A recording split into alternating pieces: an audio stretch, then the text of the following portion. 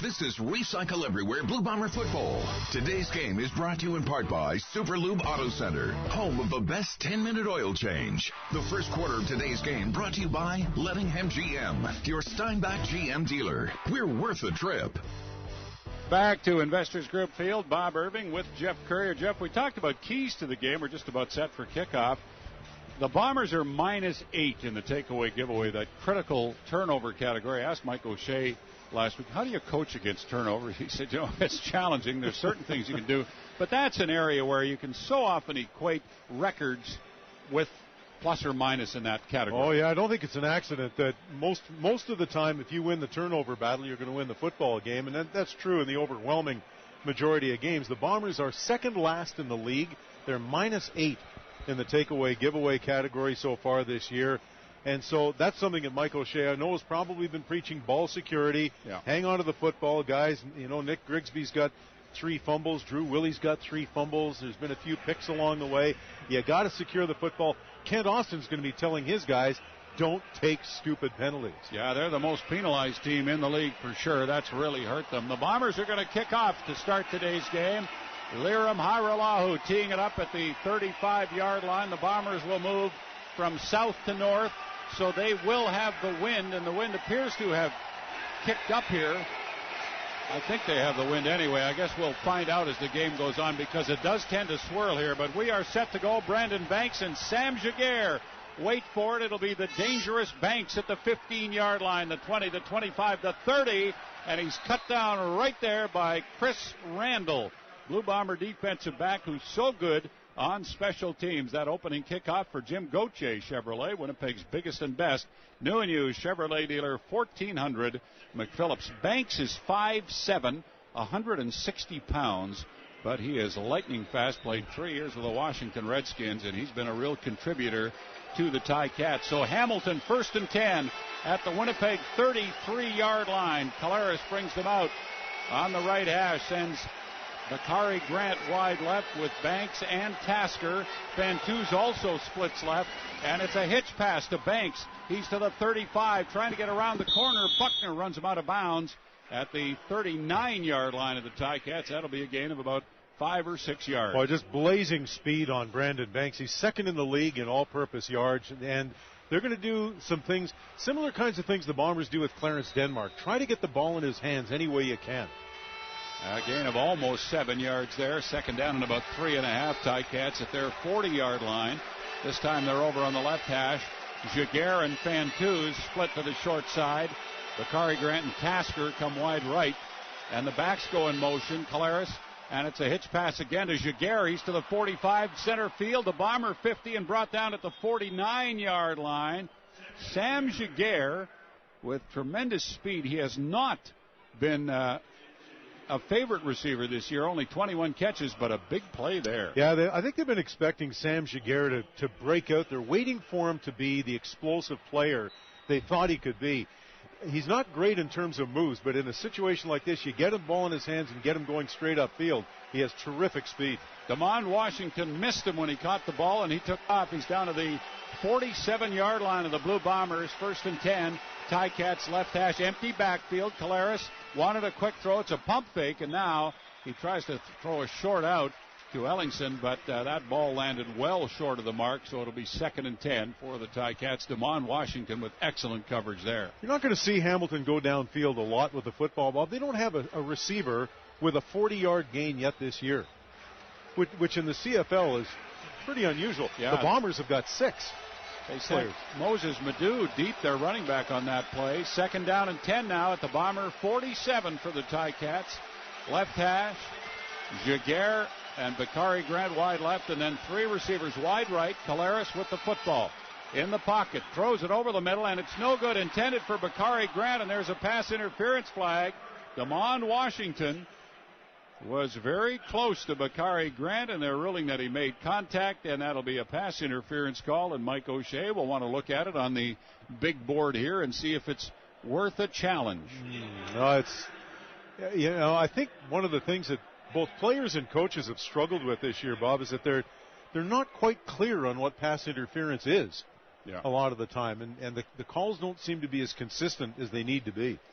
Well, and very few of the challenges have been won. The pass interference has been challenged 36 times, and it's only been overturned 8 times.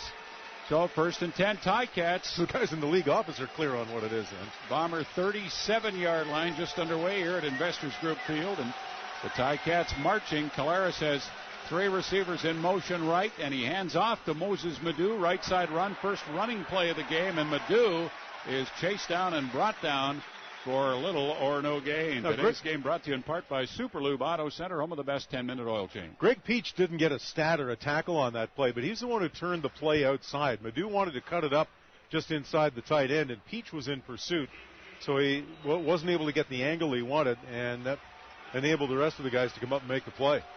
2nd down and 9. TiCats, Bomber 36, right hash now.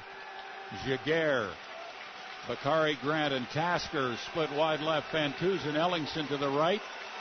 And Collaros has the football in the pocket, getting lots of time. Now he's forced out of there. Throws on the run. No good for Jaguar. Or for Tasker, rather. The pass was off the mark as Collaros was under pressure. And the TiCats, now will they send out their field goal or their punt team? Medlock's out there. He's got the big leg. And Tasker's there as well. So it looks like it's going to be a field goal. Tasker is the holder. Well, we're about to find out a little bit about the wind. Yeah, for sure. The ball's on the 36-yard line of the Blue Bombers, and it'll be a 44-yard field goal try by left-footed Justin Medlock. Tasker will put the ball down, Luke Tasker, on the right hash mark. DeMond Washington waits in the Blue Bomber end zone. There's the snap, ball on the tee. It's in the air, and it's long enough, and it's good. Medlock kicks it through from 44 yards out, and the TiCats score first. They lead the Bombers 3-0, and you're listening to the Recycle Everywhere Blue Bomber Football Radio Network. Hey, remember last winter? All that dangerous ice buildup on the front walk and garage floor? And what about all that water in the wrong places last spring? Well, now's the time to get Justin Medlock field goal. Keith McCullough down at the Bomber bench. And, Bob, we're going to talk about it until he gets in here and proves to us that it is not an issue watching Drew Willie as he gets set to take the field for the Bombers' first drive. Some extra shoulder stretches, really whipping that arm around to test it out. He looks okay, no extra padding. We'll see how it goes on this first drive. Medlock's kickoff. DeMond Washington, 5-yard line, the 10, the 15, the 20. He's to the 25. Flag comes down the 30, down the sideline, and knocked out of bounds at the Bomber 35-3 penalty flags, and you can rest assured this one is coming back. The kickoffs for Jim Gauthier Chevrolet, 1400 McPhillips. Well, special teams penalties drive coaches crazy, and there isn't a team in the league that seems to be able to avoid them.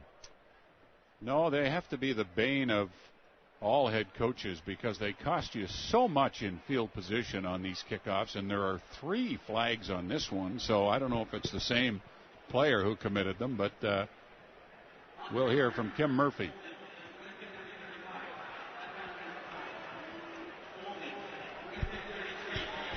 Dan West is called for holding by the Blue Bombers. We're not able to hear the ref's mic, and I'm not sure why, but we'll work on that. Anyway, the Bombers are moved back to their 15-yard line, and that's where they'll start their first drive of the game. Drew Willie at quarterback with Grigsby set behind him. Pombrion's in as a tight end on the right side. 3 receivers split wide right. And Romby Bryant to the left. And the handoff is to Grigsby. Cuts it back, and he out to the 18, maybe the 19-yard line. He'll have a gain of 4 or 5. Big Hall in the middle on one of their tackles. Makes the stop. Brian Hall from Arkansas State. Hickman got a chunk of that play as well. And already a little slow getting up was Jones for the Bombers. Looked like he was limping a little bit, but it'll take a little more than that to get an offensive lineman out of there. 2nd down and about 6.5 Bombers, just short of their 19-yard line. Corey Watson into the game, and Pombrion comes out. Watson in motion. Boy, it looked like he was offside. Here's Willie throwing, and the ball was low and couldn't be caught up at the 28-yard line. It was Clarence Denmark, just a quick little dig pattern there, and it looked catchable, but it was dropped. It was very low. It was low, but it was catchable. It was one of those things that you would expect Clarence Denmark, your leading receiver, to make. So the Bombers 2 and out, and They will kick now, and the wind is northeast at 30, 22 degrees the temperature, so they're going to be kicking into the wind on 3rd down and 6 at their 19-yard line. Liram Haralahu stands back on his 5. Fitzgerald will send it back. Good snap. They've been an issue for the Bombers lately. Here's the kick, and the wind holds it up, and it's Banks at the TiCat 53, dancing around to the Bomber 53-yard line. And so Zach Collaros in the TiCat offense will have excellent field position to start their second drive of this game. Bob, so much of what happens in this league, when you're playing essentially two-down football, dropped passes and missed tackles are so big. When Hamilton first had the ball, we had a missed tackle by the Blue Bombers, resulted in a Hamilton first down. We have a dropped pass by the Bombers, results in them having to punt. And the TiCats having outstanding field position. First quarter brought to you by Lettingham GM, your Steinbach GM dealer. Worth the trip. 3-0 Hamilton. They have the ball for the second time now. Bomber 53. It's on the left hash mark.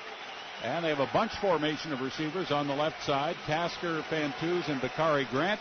And Collaros has the ball in the pocket. And he's going long for little Brandon Banks. And he can't get to it at the Bomber 20-yard line. The former TiCat, Matt Buckner, with the coverage. Banks, as I say little, he's 5'7", 160, but he can fly. He can that. You're putting him in a tough position there, though, when you're talking about a guy 5'7", running a wheel pattern like that, a fly route down the sidelines. He's not going to be able to go up and get something that's a little bit high.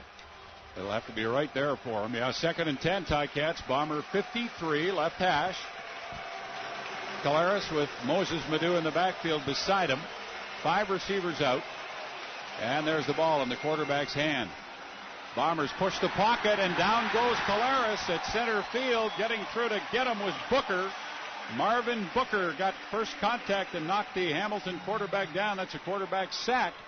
And the TiCats send out their punt team. Big defensive stand by the Bombers because the TiCats had started the drive in such great field position. And so the Bombers, who are only 6th in the league in sacks coming in, that's their 32nd of the year, but comes at a good time.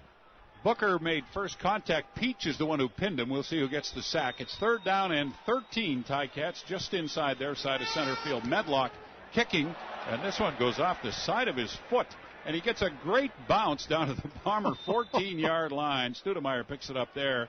What a bounce. He couldn't do that again if he tried. 3-0 Hamilton. You're listening to the Recycle Everywhere Blue Bomber Football Radio Network. Keys cost less at Winnipeg Kia, which makes choosing a dealership easy. Shopping at Waverly's the best idea, because keys cost less at Winnipeg. Kind of half shanked it, but it landed around the Bomber 25 and then bounced right down the sideline and was fielded by Studemeyer at the 15-yard line and returned to the 17. Yeah, it's one of those things that throwing a pearl into the ocean, it comes back in the oyster you have for dinner. It's one of those great breaks. You never expect to see a bounce like that. Bombers at their 17 with the ball for the second time now. Drew Willie empties the backfield, and it's a hitch pass right side.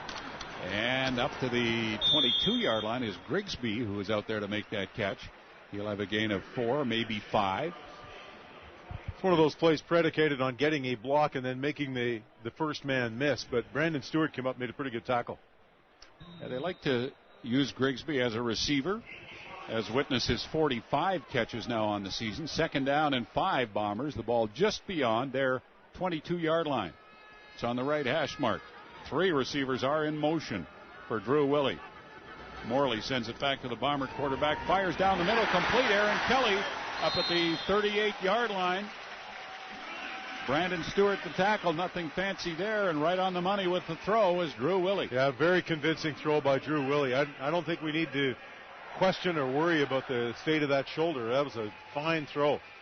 Plenty of zip on it and accurate. Yeah, he's throwing the ball well all week in practice. There was never a moment where it looked like he didn't have good zip on the ball. It was every day they wanted to see how he'd react the next day, and the next day he looked as good as he did the day before. 1st and 10 now at the 40-yard line. The Blue Bombers, their 40-yard line. Ball on the right hash. Double tight ends in, and Willie back to pass.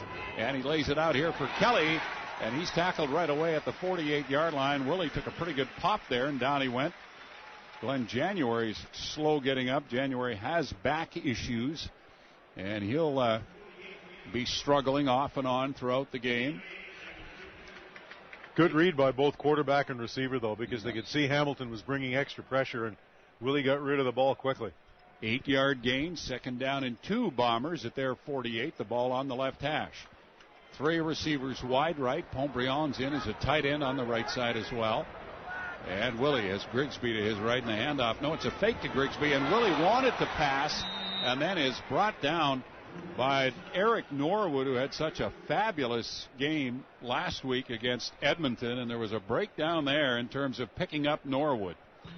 Well, and Willie, again, it's one of those option plays. You can hand it off to the running back, or you can pull it in, do a half roll to the right and throw.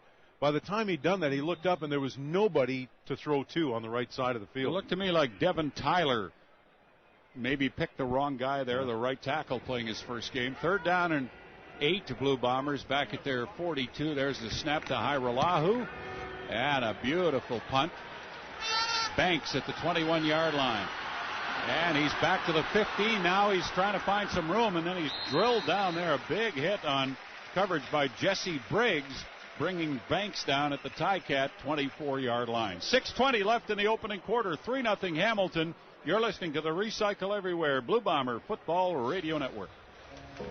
Hi, it's Rob from Reliable Heating and Air Conditioning. We've been serving Manitoba for over 20 years. 2015 Sorrento away and save over $5,000. Winnipeg Kia, where Kia's always cost less. 3-0 Hamilton. 6 minutes, 20 seconds left. Opening quarter at Investors Group Field in Winnipeg. The TiCats, after that 47-yard Hairolahu punt, are 1st and 10 at their 24-yard line. Zach Collaros hands it off to Moses Madu, and he is brought down in his tracks by Bryant Turner. Boy, Turner just shot his gap, beat his man cleanly. And so, the Tiger Cats have really struggled running the football. They are, we talked about the Bombers' struggles. The TiCats are only 7th in the league. They average only 90 yards a game. And their leading rusher is Dan Lefebvre, their injured backup quarterback. And part of that is C.J. Gable's been injured a lot, but they do not run the ball very effectively. 2nd down and a little less than 10. The ball nosing the TiCat 25-yard line. And here comes a Bomber blitz. Collaros gets it away, though. No good. The intended receiver was cut down by Buckner just as the ball got there. I don't think Madu would have been able to catch it anyway. And it's a 2-and-out for Hamilton. Yeah, even if Madu does catch it, he's not going anywhere. And so good stand by the Bomber defense. Back-to-back 2-and-outs. So Justin Medlock into punt again. 3rd down and 10. TiCats, the ball again just short of their 25-yard line. And Troy Studemeyer back at the Bomber 45-yard line. There's the snap to Medlock. And the kick, and it's a beauty. He can pound him. Studemeyer back to his 34-yard line. Cuts it back to the 35 and is down to the 37 or 38 before he's brought down. Somewhat better field position for Willie in the offense to start from. 3-0 TiCats. You're listening to the Recycle Everywhere Blue Bomber Football Radio Network. The Winnipeg Blue Bombers and Manitoba Public Insurance want you. Hey, let's go to Sarah with the on-field report. Thanks, Chris. It's been a great season for North Star Genetic soybeans. They've assembled an all-star lineup of top-performing soybean varieties that will be winners on any farm in Manitoba. The North Star Genetics team of soybeans is looking great in the field and is going to be hard to beat. Back to you, Chris. Visit WeKnowBeans.com for the latest plot data, new varieties, and to find a dealer near you. At North Star Genetics, we know beans. This is Bomber Football, brought to you by Superlube on 680 CJOB. Welcome back to Investors Group Field. 5:19 left in the first quarter. 3-0 Hamilton. That was a 52-yard kick by Medlock and a 4-yard return. The Bombers will come out 1st down at their 37-yard line, just inside the right hash with double tight ends. Fitzgerald and Pontbriand bunch formation left side of the line, and Grigsby set behind quarterback Drew Willie. And Willie will toss to Grigsby, left side sweep. And he's following his blocking across the 40 out to about the 41. The ball comes out, and the TiCats say they have it. Marcellus Bowman was in on the tackle, and they're still trying to unpile them. And Grigsby gets up from the pile, and one of the Hamilton players getting very aggressive in there with the pile. The Bombers seem confident that it's their football, but now the signal says Hamilton ball, and Grigsby throws his arms up. This is all at the Bomber 40-yard line. And I don't know if there's going to be a clear enough view of what happened here, Bob, for there to be a challenge. Well, the league automatically reviews turnovers, and we've just seen a replay on the big board here, and it looked like the ball came out when Grigsby hit the ground, in which case it should not be a fumble, but we'll have to wait and see. Kim Murphy's the head referee. Right now, it's Hamilton ball at the Blue Bomber 40-yard line on the fumble by Nick Grigsby. And we're getting another look at it. The previous play is under review by the command center. Yeah, it looks like he had control of the ball, and when he hit the ground, it came out. And if that's the case, then I think it'll be Blue Bomber ball. The Bomber offensive players are confidently walking back out on the field. They can certainly hear how the fans reacted to it. Challenge is brought to you by Winnipeg Kia. Drive a new 2015 Sorento away. Save over $5,000. Winnipeg Kia, where Kia's always cost less. We'll get another real good look at it here in our broadcast booth monitor. And Grigsby is down, and then the ball comes out as far as we can tell. And again, it's not as clear cut as you'd like it maybe, and if it's not real clear, then they're not supposed to change it. We're getting a better look at it now. Grigsby's knee is down, and the ball is still secured in his arm, so I think this is going to go the Bombers' way. Yeah, I think it is too. And this wasn't even an official challenge, I don't think. This is just a these are automatic. This is a booth review, yeah. Keith McCullough, what have you got for us? Well, Bob, that happened right in front of me, and I think it was pretty clear live, and now getting a look at some of these replays, too, that this is not going to be a fumble. It certainly looked to me like Grigsby was down. In the ensuing scrum afterwards, a little bit of a brouhaha going on, and Glenn January got up very gingerly, sort of just off to the side from the scrum. That'll be something to watch. He's still moving not very well out there right now as we wait for the outcome of this challenge. So I expect the Bombers will get to keep the ball, but January looks a little banged up. Yeah, he's got a back issue, and it's acting up early in this game for sure. Here comes head referee Kim Murphy. Both teams have their offensive units on the field. We're going to find out which one stays. After review, it's been determined by replay the Winnipeg player was down by contact at the 40-yard line. It will be second down. And that is, as we saw it, quite clearly the correct call. So it's a 5-yard gain for Grigsby on that sweep. And the Bombers will be, well, they've got the first down mark there, but it's going to be second down play. The line of scrimmage was the Bomber 37, so it's a 3-yard gain. Second down and 7, Bombers at their 40-yard line. Ball's on the left hash for Drew Willie. He's got 5 receivers out. Grigsby set in the backfield beside him. 4.5 minutes left first quarter. 3-0 Hamilton. Here's Willie back to pass. Quick one, and he's got a completion up to the 48-yard line, and Willie got absolutely drilled, and he gets up very gingerly. Brendan Stewart, the ex-Bomber, bringing the extra pressure for Hamilton on that play, but they do pick up a first down, and Drew Willie continues to be accurate with his throws. And when you talk about the leadership for both of these guys, that's when players see a guy who's coming off an injury like that would have kept a lot of players out, stands in, makes the throws, takes the hits. 1st and 10, Bombers at their 49. You sometimes wonder what roughing the quarterback is now. Here's Grigsby on a handoff, and Steve Morley, the center, got pushed right back into the running back.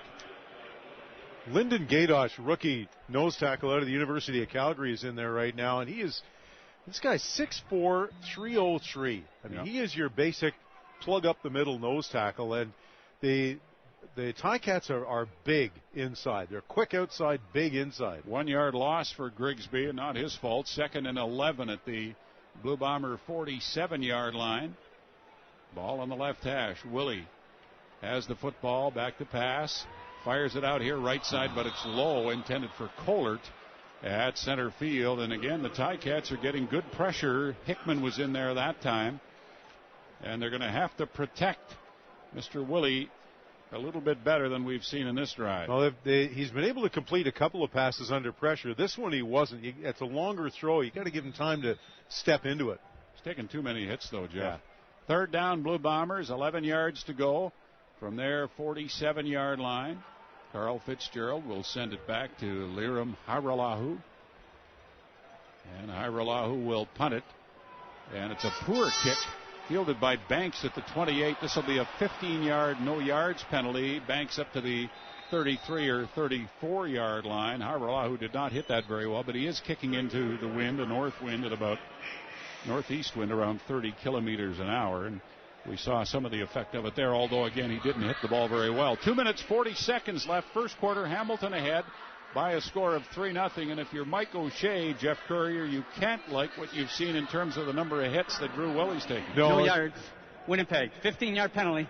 First down, Hamilton.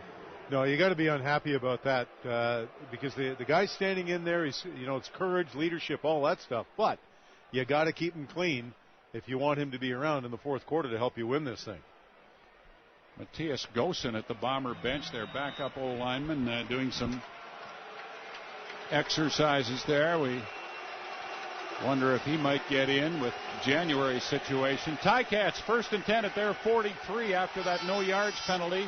And it's a hitch pass to Banks right side. He gets away from the first Bomber and then is run out of bounds by Greg Peach. What great hustle by the Blue Bomber defensive end. Well, we keep talking about how his motor keeps on running, and a lot of people have missed Brandon Banks this year, but that's impressive. Johnny Sears came flying up when he saw the hitch and just missed Banks. He had bad intentions, did Sears. Second down and 6, TiCats. They gained 4 there at their 47-yard line. Caleres brings them out on the right hash. And the Bombers with one of those different-looking defensive sets. Caleres back to pass, and he just throws at the last minute. He pump-faked and then threw for Bakari Grant, but it was nowhere near. It came up way short. Johnny Sears in the neighborhood. Well, Caleres, I think, a little bit confused there, and another 2 and out for Hamilton. Yeah, he was confused, and I think really just deliberately threw it into the dirt there because Sears had better position than Bakari Grant to make any kind of a catch there. Third down and 6, TiCats at their 47. Justin Medlock, the lefty, will boot it away. There's the snap and the kick by Medlock, and it's another high driving spiral. Studemeyer at the Bomber 11. Upfield to the 15, and he lowers his shoulder and gets up to about the 19-yard line. He did. Now we got a late flag here, Bob, and I think it's going to be against Taylor Reed, who is the Hamilton linebacker who is involved. It's going to be a face mask. I think it's Reed. He was the player who was involved with Glenn January after the major foul, face mask. Hamilton, number 44. 15 yards to the end of the play. First down, Winnipeg. So that is Taylor Reed. Taylor Reed's got an ugly on today because he was in that shoving match after the non-fumble. 52-yard kick by Medlock. Studemeyer an 8-yard return, and the ball moved up to the Bomber 34-yard line. Yeah, but there's a bad penalty away from the play. Yeah. Major foul. Instead of having the Bombers pinned down around their 20, you give them better field position, and that's the kind of stuff that has hurt Hamilton this year. Yeah, they're the most penalized team in the league on a per-game basis. They've taken 13 penalties per game. So the Bombers first and 10 at their 34. Left hash for Drew Willie. 5 receivers out. And here's a fake to Grigsby. Willie back to pass. Scrambles away, but no, he's not going to get away. He is sacked. Drew Willie. Ted Laurent gets through to spin him around and knock him down back at the Blue Bomber 27-yard line. This is where the Bomber receivers have to read what's coming here, Bob, because the Tiger Cats were bringing extra people. They're rushing 6, and not one of the Bomber receivers read that and broke the pattern off to give Drew Willie somewhere to go. Second down and 16 just beyond the Bomber 27-yard line. The ball in the left hash inside of a minute left now in the opening quarter. 3-0 Hamilton. Bombers offensively having a tough time moving the football. Here's Willie back to pass, steps away from some pressure and fires to Denmark. Wide open, the 45, the 50. Denmark center field, and he's fighting his way to the Hamilton 53-yard line. That time Drew Willie bought himself some time by moving out of the pocket and found a wide open Clarence Denmark. Boy, and that was a long throw back across his body, rolling right, throwing left. Clarence Denmark had worked his way open and made Craig Butler, the veteran safety, miss him and picked up extra yards. 30-yard gain. Willie's gone over 3,000 yards passing on the season, and the Bombers are 1st and 10 at the TiCat 52-yard line. Ball on the left hash. Pontbriand in as a tight end, and the fake to Grigsby. Willie rolls right, throws to Romby Bryant. He's got it at the 48, but he's brought down right away. He'll have a gain of 4 yards. Good coverage. Delvin Breaux to make the tackle on Romby Bryant. Yeah, nice tackle by Delvin Breaux. I think there's one of those situations where Willie needed to release the ball just a little bit quicker to give Bryant a chance to turn it up. 4-yard gain. This will be the last play of the first quarter unless there's a penalty. 2nd down and 6, Blue Bombers. TiCat 48-yard line. Kohler comes wide left along with Aaron Kelly and Corey Watson. Romby Bryant splits to the right. And now Grigsby and Denmark motion out of the backfield. Willie fires out here to the left, and he's got it complete to Grigsby, who falls and then gets up and fights to the 42-yard line of Hamilton. Wow. And he's going to have a first down or close to it. They'll probably measure. We'll tell you about it when we come back. That's the end of the first quarter. The first quarter brought to you by Lettingham GM, your Steinbach GM dealer. Worth the trip. Today's game brought to you in part by Super Lube Auto Center, home of the best 10-minute oil change. You're listening to Blue Bomber Football on 680 CJOB. The first quarter of today's game brought to you by Lettingham GM, your Steinbach GM dealer. We're worth the trip. Hi, Bob Irving on the sidelines with Glenn CA. Everybody listening on the Blue Bomber Network, 730 CKDM in Dauphin, 1220 CJRB Boissevain, 103.5 Capital FM in Iqaluit, Nunavut, and of course the originating station, 680 CJOB in Winnipeg. Second quarter about to begin, and the Bombers will be 3rd down and inches, trailing Hamilton 3-0. That catch by Grigsby in a tremendous effort, Jeff Currier, to get close to a first down. He's out in the flat, has to come back, goes down to one knee to make the catch, gets up, makes a guy miss, and then goes nose to nose with the tough Rico Murray and battles close enough to the first down marker that they can gamble.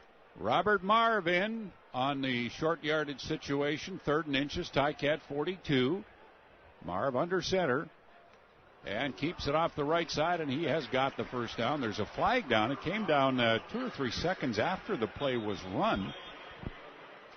That'll be either a procedure or offside, I would presume. One of the side judges threw it. Drew Willie in the first quarter, 7 of 9 for 81 yards passing. And it's a procedure call against the Bombers. Oh, man, you talk about penalties that are absolute killers. This has got to be a routine play. You're 3rd down, a couple inches to go. Procedure, illegal formation, Winnipeg, no N. 5-yard penalty, remains 3rd down. Boy, that is a cardinal mistake. So instead of first down at the 40, you're 3rd and 6, and out comes the punt team. Oh, that's a huge mistake at this point. You got your first drive of the game going, and to kill it with a bad formation. That's one of the most routine plays you can possibly run. So the Bombers are 3rd down and 6 now, back at the TiCat 47, and Hiralahu will punt it away. Carl Fitzgerald, long snapping, while Ian Wild recovers. A good one to Hiralahu. Will try to kick it out deep in Hamilton territory. Banks catches it at the 5-yard line, and he'll be forced out at the 8 or 9. He might have been wiser to let that one go into the end zone for the single point. So the TiCats will be pinned deep. They're working into the wind now. The wind is from the north, and it favors the Bombers here now in the second quarter. 3-0 Hamilton in front. Today's game brought to you in part by Super Lube Auto Center, home of the best 10-minute oil change. Well, the Bombers have been able to flip the field, but they're going to be agonizing over that one. That was a missed opportunity to move into scoring position. It sure was. A 42-yard kick by Hiralahu and a 4-yard return by Banks. So the TiCats from their 9, the ball in the right hash. Giguère comes out wide left along with running back Moses Madu and Andy Fantuz. Caleres, empty backfield, drops back to pass. Pressure comes, and they got him in the end zone. That's a safety touch. Bryant Turner got him, and he was finished off by E.J. Kawali. Great pressure from the Bombers. That's just physical play up front, overpowering that Hamilton offensive line. And that's Bryant Turner all the way. I don't know, they might give it to Kowali, but Turner made that play. Yeah, Bryant Turner just exploded off the line. So that'll make it 3-2 TiCats, and Hamilton will have to kick off to the Blue Bombers. Well, the Tiger Cats give up more sacks than anybody in the league. And coming off, it was just a clean beat. Turner beat the left guard, Tim O'Neill, the 7-year vet out of Calgary, beat him clean inside. And as an offensive lineman, if you're going to lose the battle, the one-on-one battle, you got to make sure you keep inside position. Force him to the outside, and O'Neill was beaten cleanly inside on that one, and Brian Turner comes up with the Bombers' first points of the game. It's interesting, you travel around the league, Jeff, and every football person in this league, or everyone you talk to, has so much respect for Bryant Turner, who doesn't ever have the flashy numbers.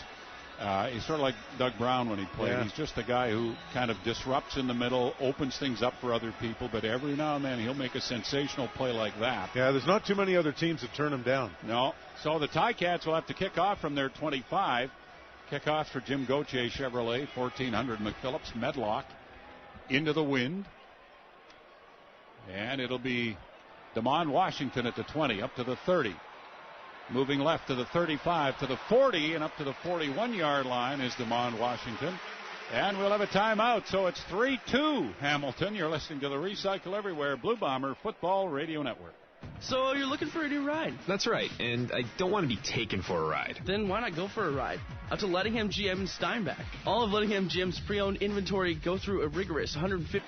Drew Willie in the offense, 1st and 10 at the Bomber 41-yard line. The ball's on the left hash mark. Bob Irving, Jeff Courier in the Thunder Seed broadcast booth. Doug Brown is away this weekend. Rambe Bryant wide left, the short side of the field from the huddle. Kohlert, Aaron Kelly, and Denmark split wide to the right. And Grigsby lined up next to the Bomber quarterback, who has the football in his hands. Pump fake, long down the left side, and Rambe Bryant can't get to it at the TiCat 35-yard line. Again, Drew Willie was not going to have the time to throw the ball that he wanted there. Jeff, I think he threw that probably a little more quickly than he wanted to, because the offensive line was being pushed back into his face. Yeah, it makes it a challenge to throw some of these longer developing routes if you can't get that extra half-second protection. 2nd down and 10 Bombers at their 41-yard line. We'll go down to Sean Leslie on the sidelines after this play. Willie empties the backfield. TiCats show blitz. Here they come. And it's a quick pass over the middle, complete. Grigsby, the 50, center field. The TiCat 51-yard line. The Blue Bombers beat the blitz for a big gain. Sean Leslie, what do you have for us? And Bob, offensive line coach over here, Alan Rudolph, gathering his guys, giving them a bit of a pep talk, drawing up some plays, telling them what to do. This is after that sack in the end zone of Zach Collaros. Zach Collaros, with the headset on, comes over to the group and says, come on, guys, let's get this going. We'll see if they can when they get back on the field. And the way you beat the blitzes with plays like the Bombers just ran. And great recognition by Drew Willie to dump it off very quickly to Grigsby. Robert Marv is in the game at quarterback now. Hands off Grigsby. Big hole down to the TiCat 41. He's got a gain of 10, and they've thrown a flag. Kim Murphy says holding against the Blue Bombers on that play, with Robert Marv coming in to play quarterback for one play. Holding. Winnipeg, number 65. 10-yard penalty remains, first down. That's right guard Jarvis Jones called for the hold. Yeah, I guess that's why the hole was so big. Grigsby's coming out now on this play. That'll frustrate him, because that was his first big run of the day. Yeah, the pass to Grigsby covered 18 yards for the first down, and that was a 10-yard run, but the penalty moves it back 10, so the Bombers are 1st and 10 at their 49. 3-2, Hamilton leading. 12:20 left, second quarter. Ball in the right hash, 1st and 20. And emptying the backfield is Drew Willie. Hitch pass left side, Denmark. Center field, the TiCat 53-52, and hauled down there. And some pushing and shoving at the end of that play. Eric Harris, the linebacker, with the tackle. A gain of 8 or 9, though, for Clarence Denmark. Nice block out into the open field by Corey Watson. Injured Hamilton Tiger Cat on the play is Courtney Stephen, the cornerback. Yeah, and Corey Watson, I think, may have been the guy who threw the block out there. Watson is the kind of guy who likes to run people over if he gets a chance to. He's a very physical football player. And Courtney Stephen is the cornerback, Jeff, and as you say, he's a Canadian. Like Matt Buckner of the Bombers, one of the few starting Canadian cornerbacks in this league, and he looks like he's in some difficulty. Yeah, he's in some real pain, it looks like. Well, the Bombers have got a spare in Donovan Alexander, who hasn't been able to get on the field this year. Well, so they had a spare in Donovan Alexander. Stevens up and jogging off now, so that's good news for the TiCats. The Bombers gained 9 yards on that play, so they'll be 2nd down and 11 at the TiCat 52-yard line. Winnipeg working with the wind, northeast wind. That's not that strong, but it's somewhat of an advantage for the kickers in particular. 2nd and 11. Willie from left hash has the football. Gets time in the pocket, and now it closes down.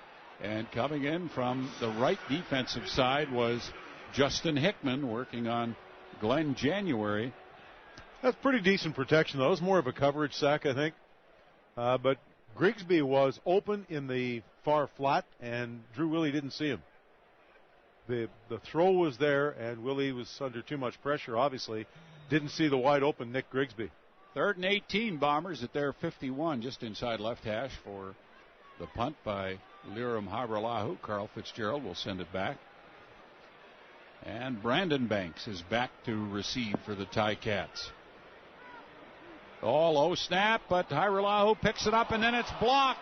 The punt is blocked, and Sam Giguère then has it bounce off him, and the TiCats recover at the 31-yard line. A low snap, and the Bombers with Ian Wild out have had a snapping problem every game since, and the TiCats now have it in great field position when we come back. They lead at 3-2. You're listening to the Recycle Everywhere Blue Bomber Football Radio Network. JML Renovations love getting messages like this from our customers. You did my garage, my buddy's garage, and you did my parents' garage. My dad couldn't be more happy. That they lost allowed Hamilton to come through and block it, and they'll have it 1st and 10 at the Bomber 31-yard line. Ball's on the right half. That's how you flip the field in a hurry. Do you ever? Colares in there now with double tight ends and only 3 receivers out. And he'll hand it off to Moses Madu, who's got room to the 25 down to the Bomber 22-yard line. Boy, a little shake and bake from Moses Madu. Good blocking up front. Tiger Cats finally starting to go to that ground game. They haven't had a lot of success throwing the ball so far tonight. Moses Madu, a rookie from Oklahoma. 187 yards rushing coming into the game. He hasn't played that much. The TiCats are 2nd in inches, just short of the Bomber 22-yard line. And Colares under center, and he'll toss it back to Madu. He's to the 20, the 15. Moses Madu, the 10, the 5. Touchdown, Hamilton. Wow. What a terrifically executed run play for a Hamilton touchdown. Well, it was never designed to do that much. Just a toss off to the right, and Madu cut it back against the flow. It showed great instincts that we haven't seen very much of him this year. But he showed tremendous burst and an ability to shift and cut back the other way against the flow, and nobody laid a glove on him until he was crossing the goal line. He maybe caught the Bombers a little off guard with a toss on 2nd and short. That was a play we haven't seen before. And the convert attempt coming up from Medlock, and the TiCats will take a 10-2 lead. Well, that was an impressive run. There's the kick, and it is good, and Hamilton goes in front by a score of 10-2, taking advantage of the block kick. Keith McCullough, what do you have for us? And, Bob, that block kick, obviously the play that really turned the game here, leading to that touchdown. It was interesting. Mike O'Shea, after that play, brief little chat with Carl Fitzgerald, the long snapper, gave him a high five. Didn't seem too upset with him. Had a much longer chat with the punter, Liram Hajrullahu. I don't know whether it was explaining to Hajrullahu, look, that's going to happen with our backup long snapper in there, or something he wasn't happy with what Hajrullahu did, but those two were in conversation for a good 2 minutes here on the Bombers sideline, and O'Shea did not look happy about something to do with the execution on that play that's now left the Bombers behind 10-2. Illegal formation, Hamilton, no end. Convert will be retried 5 yards back. Well, you've heard that. Bob, they're going to have to kick the convert again. Bob, my guess is that he was telling Liram Hairolahu, in a situation like that, you can't take 2 steps. Yeah. You've got to get rid of the ball faster. Take 1 step and kick it. That's precisely what I'm sure he told him. On a low snap, just that you got to be faster with your kick than you were there. So here's Medlock attempting the convert again, this time from the 17 as opposed to the 12-yard line. And not a very good snap there, but Medlock puts it up and through. So the TiCats are ahead by a score of 10-2, 9 minutes and 33 seconds remaining in the second quarter. Oh, that just sucked the life out of this place, didn't it? That's a very quick turn of events, but it shows what a special teams play can do for you. One mistake and a good block by Ed Gainey, and all of a sudden now you're, instead of you think you're moving the field, you're flipping the field. What huge turning point, Bob, when the Bombers were 3rd and inches. Yeah. You're going to make that play. You're driving into Hamilton territory. It gets called back because you have no end in your formation. Bombers have to punt, and they've been in a bit of a funk since that play. Well, and you go back to the last time the Bombers had the ball, they had the good run by Grigsby for a first down to the Hamilton 40-yard line, a holding penalty, resulting punt, and it's blocked. And we talk so often about long snappers and how they're taken for granted and all the rest of it. But, boy, if you don't get that snap back there perfectly, you're asking for trouble. And the Bombers have had it every game since Ian Wild went out. Here's a kickoff by Medlock. And it's caught at the Bombers 17 by DeMond Washington to the 25. He's up to the 30 and out to about the 32. The kickoff for Jim Gauthier, Chevrolet, 1400 McPhillips. Well, the Tiger Cats are going to do everything they can to keep it out of Studemeyer's hands, who has really given the Bombers a spark on the return teams, on the special teams. Not to disparage DeMond Washington because he's a very competent returner, but Studemeyer has really turned things around for Winnipeg, and clear strategy on the part of Hamilton to keep it away from him. 17-yard return there by DeMond Washington. Bombers 1st and 10 at their 32. Moving north to south with the breeze here in the second quarter and trailing the game now 10-2. Romby Bryant wide left, the 4 receivers to the right, and a fake toss, and then back to pass is Willie. Down the middle, he's got Aaron Kelly wide open at the 44, up to the 45, and out to the 48, 49, maybe the 50-yard line of the Blue Bombers. Aaron Kelly playing against his former team with a little extra oomph on that one. Boy, and that's a play that we haven't seen really from the Bombers. Clarence Denmark, not known for his blocking ability, had to stay in, turn around, and pick up a backside blitzer, and did a great job. That's what allowed the play to develop and take place. So credit to Clarence Denmark for a great block. Bombers 1st and 10 at their 50, an 18-yard gain. Willie left hash. And it's a handoff on a sweep to Romby Bryant. He's to center field trying to get outside with his speed. The Ticat 54 and down close to their 52-yard line. A wide receiver sweep to Bryant will gain the Bombers 7, maybe 8 yards. Well, that's one we haven't seen. Romby Bryant in his 99th CFL game. Usually when the Bombers put the ball in the hands of a receiver to run it, it's Clarence Denmark. This time to Bryant. Made a couple of guys miss, still showing good moves. Second down and about 2.5 yards to go, just short of the Ticat 52, inside 8 minutes to go now, second quarter. 10-2 Hamilton. Willie hands off Grigsby right side to the 50. Grigsby to the 48, 47-yard line. He's got the first down with a gain of 5 yards. And he was being tackled by Ted Laurent, the 4-year vet from Mississippi, who's 6'1", 303 pounds. And he was pushing Laurent back. He was moving this guy. Well, and Glenn January, again, very slow to get up off the field and back to his left tackle position. 1st and 10 Bombers, Ticat 47, as they try to get to that Rona red zone. Well, Ticats are stingy about letting teams in there. They are that. Willie from right hash, hands off Grigsby left side, good hold, 35 or 45, 40 down to the 33-yard line, close to 10 yards. Pontbriand leading the blockers through there, and another big gain for Grigsby. Second quarter brought to you by Mudruckers, concrete lifting and leveling. Don't replace it, lift it online, mudruckers.ca. Grigsby coming out of the game, he's on the limp a little bit. He's had ankle troubles this year, and he told you on the pregame show that he needed that week off because the body takes a beating. Looks like the ankle may still be giving him some trouble. So Carl Volney has gone in. to replace him. Second down and about a yard and a half. Bombers, they were trying to change their personnel grouping but didn't get it done. And here's Willie on a quarterback keeper, and he's got the first down, but there's a penalty flag down, thrown by the side judge. Yeah, we might have another illegal formation. Yeah, we do. It's against the Bombers. I can tell Pontbriand looks... No, offside Hamilton. Hamilton. Pontbriand looked like he was shaking his head in disgust as he walked off the field. So that was a bad signal for him. Offside. Hamilton, number 5. 5-yard penalty.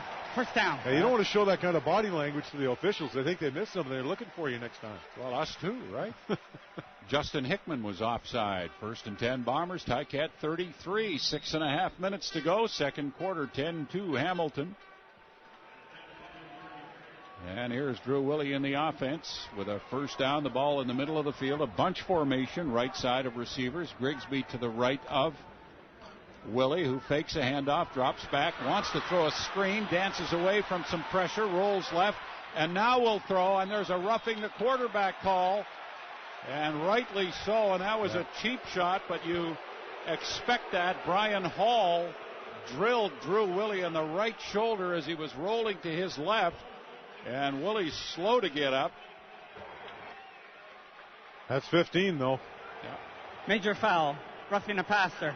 Hamilton, number 72, 15 yards, automatic first down. And, that wasn't one of those roughing the passers where the player had already committed. Hall went out of his way to take a shot at Drew Willie. Yeah, there was no doubt on that one. I know we talked about that in the pregame show. Will the Tiger Cats go after Drew Willie's shoulder? And, of course, in the heat of play, you're just trying to go after the guy. Not this time. It was a clear, deliberate attempt by Brian Hall to nail Drew Willie on the shoulder, and he did. And a costly penalty because the pass was incomplete, so the Bombers are 1st and 10 at the TiCat, 17-yard line in the Rona red zone. Handoff, Grigsby, left side run, and the TiCats had the corner covered. There was lots of room out there, but really good work by the safety, Craig Butler, to come up and stop Grigsby for a gain of 1 or 2 yards. Yeah, Butler, one of the better safeties in the league, 4-year vet out of Western Ontario. Smart guy.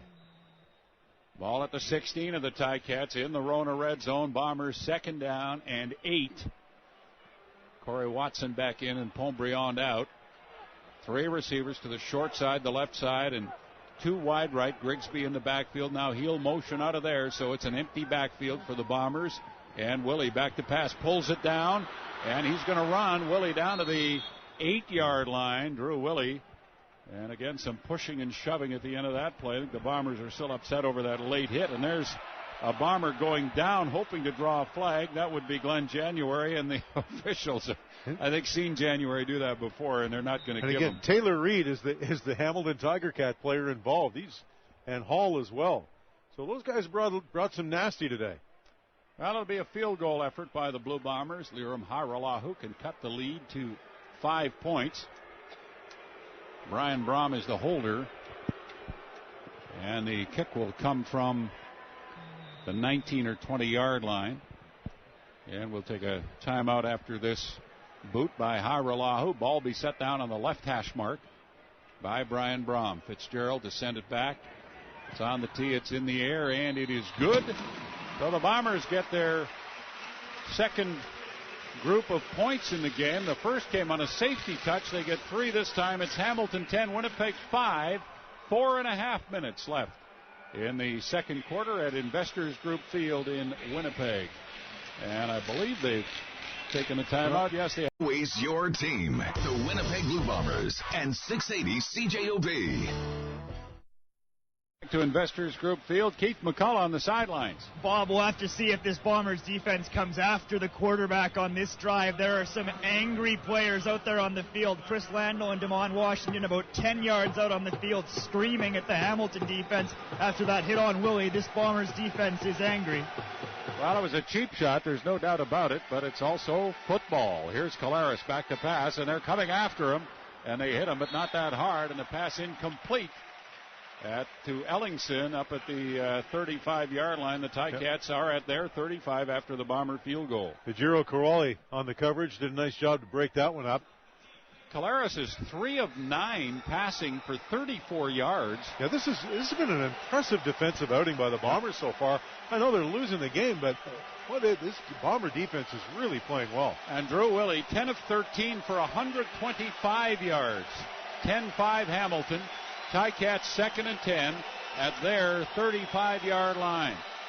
Collaros back to pass. Pressure comes, and Collaros is grabbed and hauled down at the 30-yard line. And there's a flag. I think they're going to call a horse collar tackle on the Blue Bombers. And, boy, they're going to lose a terrific play. E.J. Kowali grabbed Collaros up around the back of the shoulder pad. Winnipeg, number 1, horse collar tackle. 15 yards, first down. Yeah, they're going to call that. You're grabbing, you're trying to make a tackle. And Kowali wound up grabbing the back of Collaros' jersey and dragged him down. And what a monster penalty that is. Yeah, huge. Monster penalty. 3:57 left, second quarter. The TiCats lead 10-5. Mike O'Shea, I don't think, didn't like that call. He's chatting to some of the officials on the sideline. Well, they're going to call that one every time, though. That was pretty clear. Yeah. Well, the TiCats, instead of punting, are 1st and 10 at their 50-yard line. And here's a fake by Collaros. Pressure coming, and Collaros throws it complete to Madu, but he's tackled right away by Deja Dunn for a loss of about 3 yards at the Hamilton 47-yard line. Yeah, as Keith McCullough said, there's a little more spring in the step of that Bomber defense right now. Well, Jeff, I talked about the hit by Brian Hall being a cheap shot. He just decided he was going to take a shot at the quarterback, knocked him down, knew that he's playing hurt. And, I'm not saying it was a despicable act, because this is football where players sometimes cross the line a little bit. Yeah, and he did. And there's no question he did there. And I understand the Bombers being upset. 2nd and 13, TiCats at their 47. Here's Collaros back to pass. Quick one, Jaguar, but he's tackled right away over there by the cornerback, Chris Randall. And we're at the 3-minute warning. TiCats in a punting situation.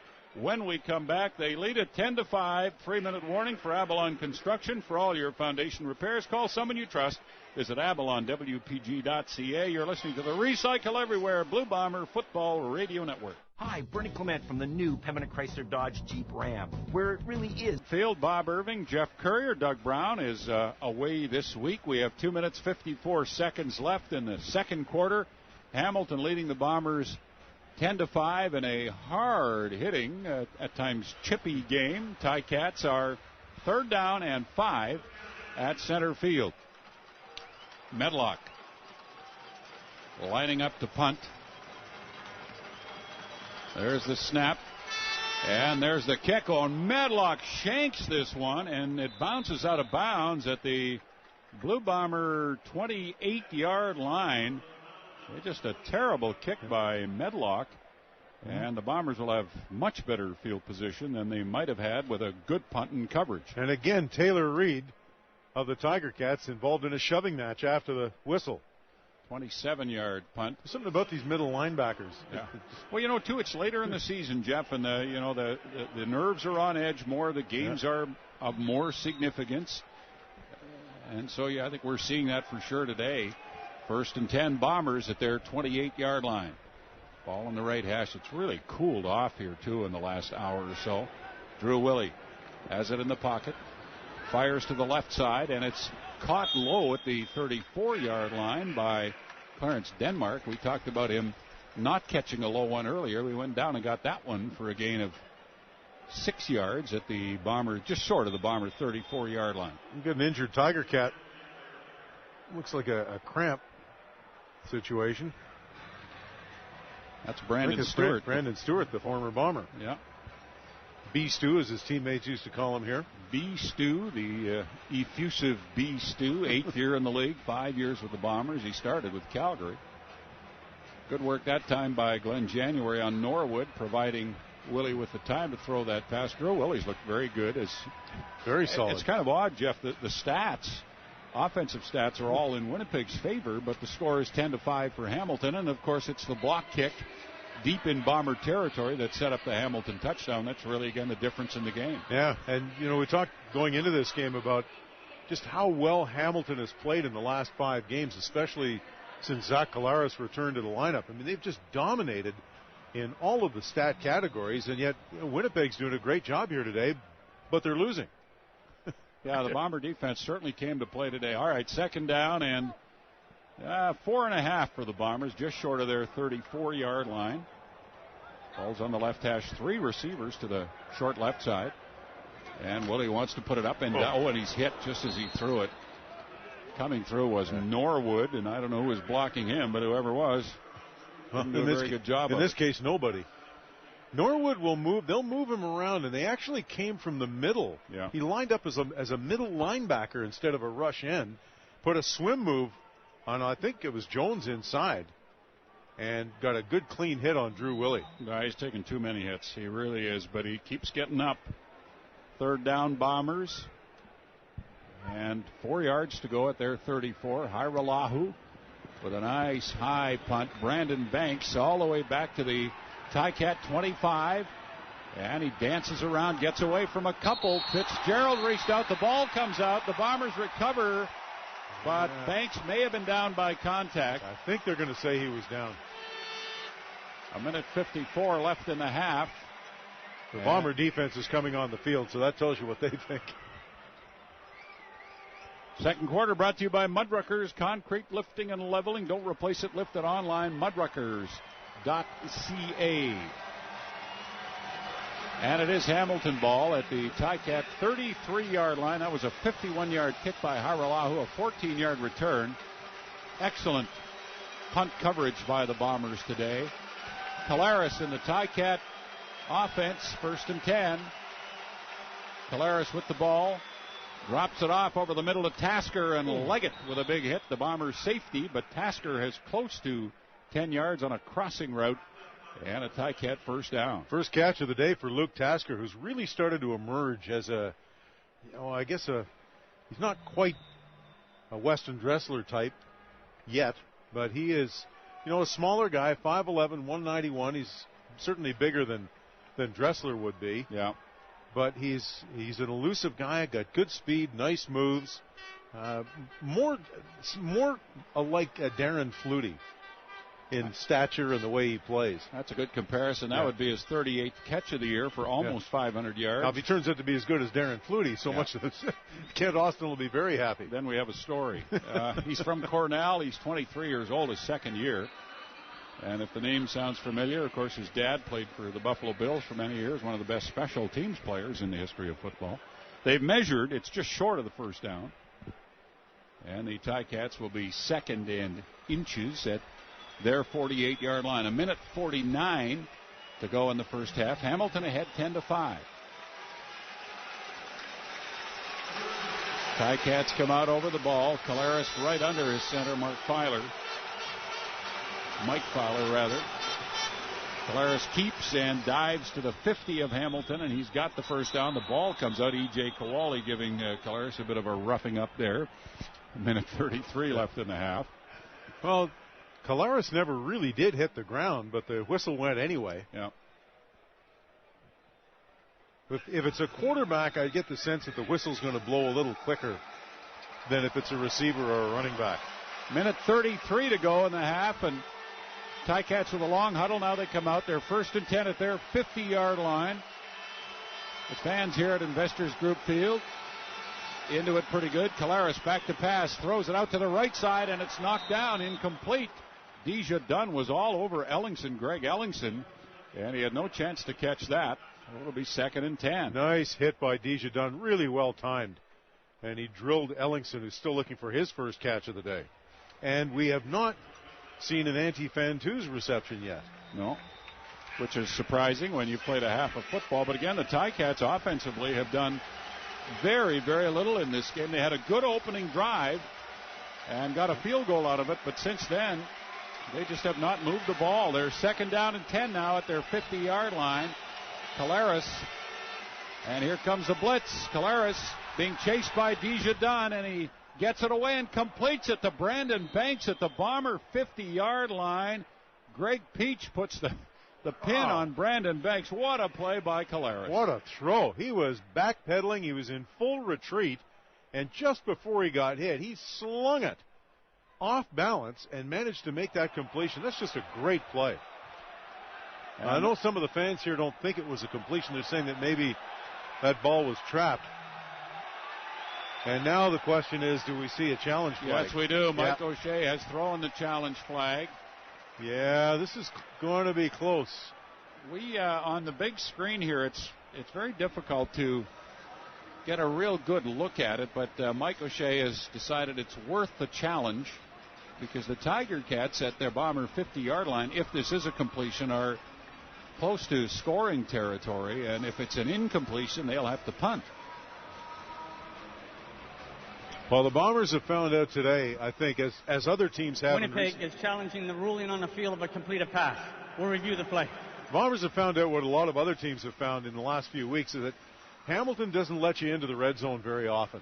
No. And so when you get there, you really need to get the touchdowns. The Bombers are forced to come away with a field goal. If they get down there again, they're going to have to capitalize. Well, they'll take a close look at this. We saw one replay on the big board here at Investors Group Field, and it was not a decisive one where we'd be prepared to make any sort of ruling.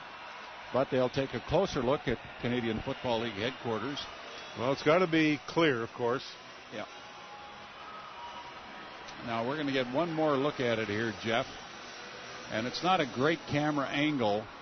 The question is, did the receiver get his hands under the ball before it touched the ground? Due to technical difficulties in the command center, we're unable to review the play.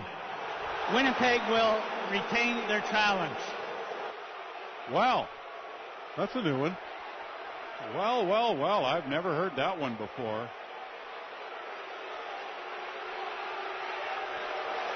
Well, the fans are saying, what technical difficulties? We're looking at a replay on the big screen.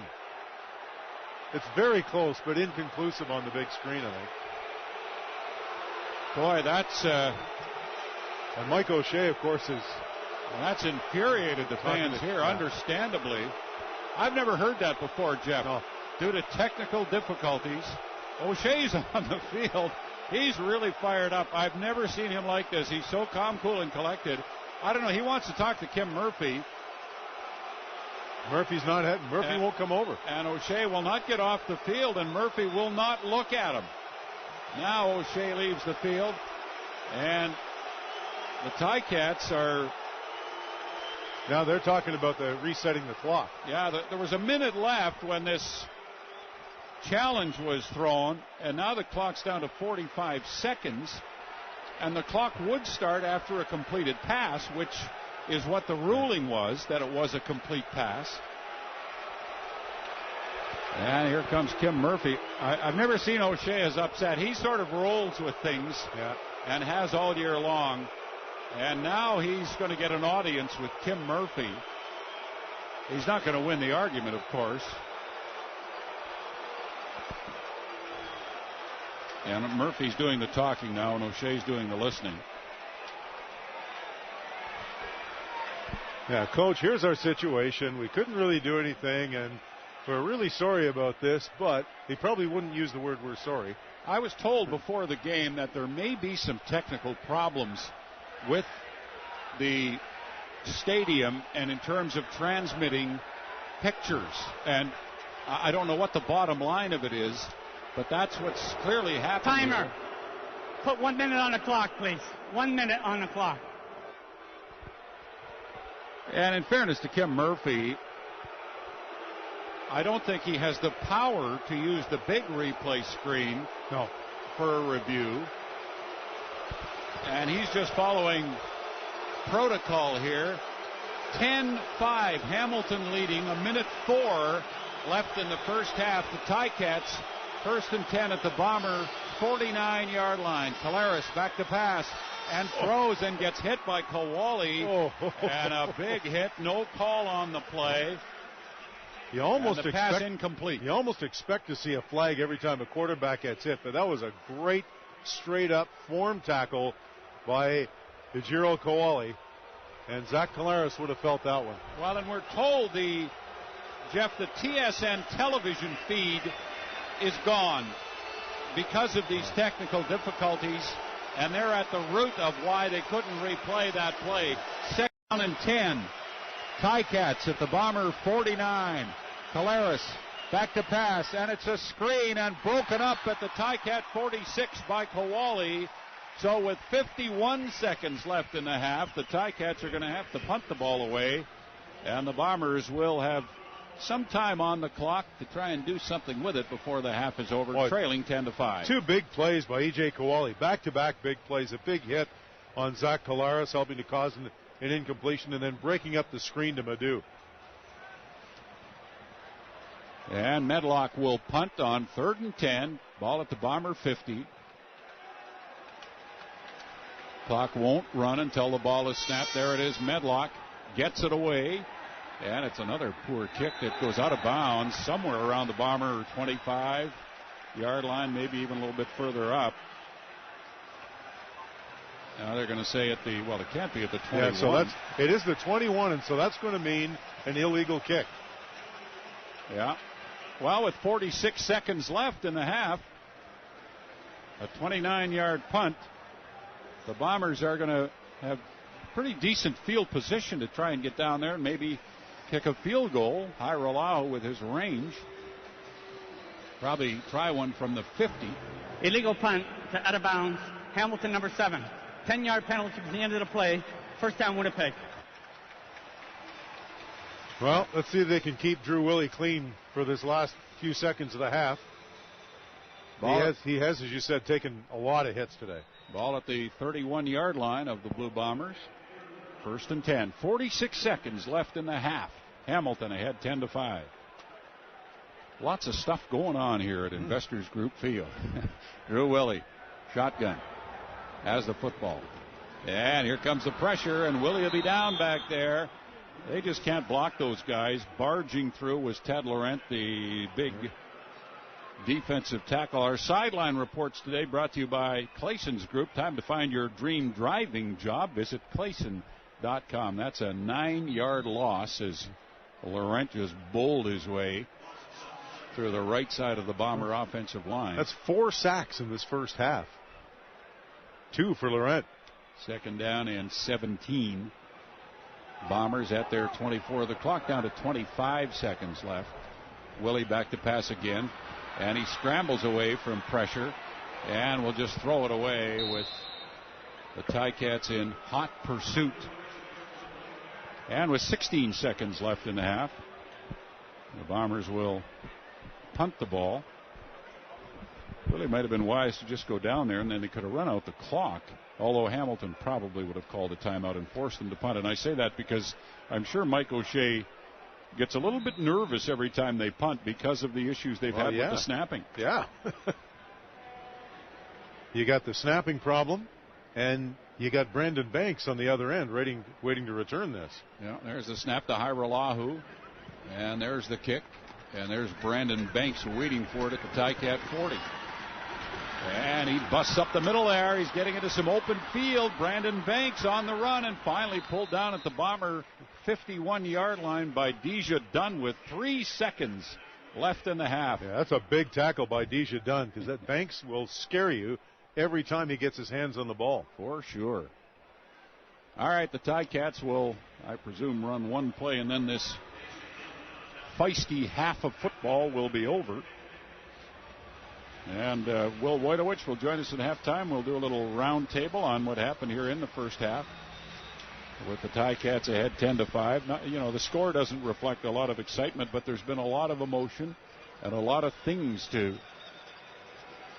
be entertained by. Hamilton looks like they're going to run a play. Yeah, they've got Collaros in shotgun. And he rolls out to his right. Peach chasing, and Collaros hits Tasker at the Bomber 40. He's going to try to kick it into the end zone, and it's fielded at the Bomber 5. And here's Leggett. Mo Leggett to the 25, and then he's run out of bounds at the Blue Bomber 29-yard line by Andy Fantuz. So that's Kent Austin taking advantage of all the rules in the Canadian Football League. Tasker trying to kick it into the end zone after catching the pass and trying to get a single point out of it, but it didn't work. Keith McCullough's down on the sidelines, and we're going to throw down to him in just a minute. We believe he's going to get a word from Blue Bomber defensive back Chris Randall. Chris was one of the players deep downfield on that last play, so we'll be patient while Keith McCullough tries to track down Chris Randall. 10-5, the TiCats leading here at halftime. A very interesting and event-filled first half of football at Investors Group Field in Winnipeg. By Manitoba Public Insurance. For more information, visit bluebombers.com. This is We Cycle Everywhere Blue Bomber football. Today's game is brought to you in part by Super Lube Auto Center, home of the best 10-minute oil change. Now, time for the third quarter, brought to you by your Prairie Ford dealer. Ford employee pricing is on now with our biggest offers of the year, only at your Prairie Ford store. Bob Irving and Jeff Courier in the Thunder Seed broadcast booth at Investors Group Field. Jeff doing the color today, Doug Brown away for Dulux Paints color. Dulux Paints. It is 10-5 Hamilton at halftime. We're just about set for the second half to begin. The wind has really picked up, the north wind, and we'll get Keith McCullough or Sean Leslie to give us an idea from field level what that's like here very shortly. But it was a north wind at 30 when the game started. Just checking with the flags, it appears to be much stronger now. The temperature was 22 degrees at game time, and that has dropped as well. And what a first half it was. The Blue Bombers and TiCats battling it out, and I mean literally battling it out. There were lots of scrums and lots of hard hitting. A late hit on Drew Willie that was called for roughing the quarterback. So we expect a similar hard-fought second half. And Liram Hajrullahu on the field, so it appears that the Bombers will be kicking off to start the second half. Kickoffs brought to you by Jim Gauthier Chevrolet, 1400 McPhillips. So the Bombers should get the wind in the fourth quarter. And the wind appears to be significant, Jeff. Yeah, I think it is. Well, a big game for both teams. We've said that before. The TiCats 4-7. And the Bombers 6-6. The Bombers are last in the West with that 6-6 record. But a win today would tie them with BC, and BC in action later tonight in Calgary. Well, they got to score some points here, Bob. It's not much more complicated than that. They're moving the ball well. Drew Willie's throwing the football well. They're catching the ball well. Grigsby's running the ball pretty well, but they're not scoring any points. Yeah, and they haven't had great field position on some of their drives, so, you move it 40, 50 yards and then have to kick it away, and you get nothing to show for it on the scoreboard. 10-5 Hamilton. The big play for them was the block punt. Oh, Kim Murphy is really having some harsh words with Mike O'Shea. I don't know what happened between them. Murphy is still pointing at O'Shea. Well, O'Shea and Kyle Walters, the Bombers GM, were both jawing at the officials at the end of the first half, and it looks like that conversation has continued. Not the fault of the officials that the TV signal went out.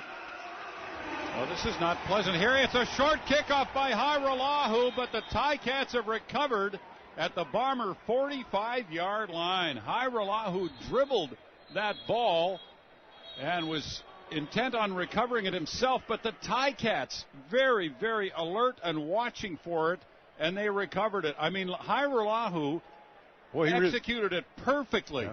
Right at 10 yards, and he was right there to recover it, but a Hamilton player smartly there before Hajrullahu. Give the TiCats tremendous credit for having their special teams that sharp.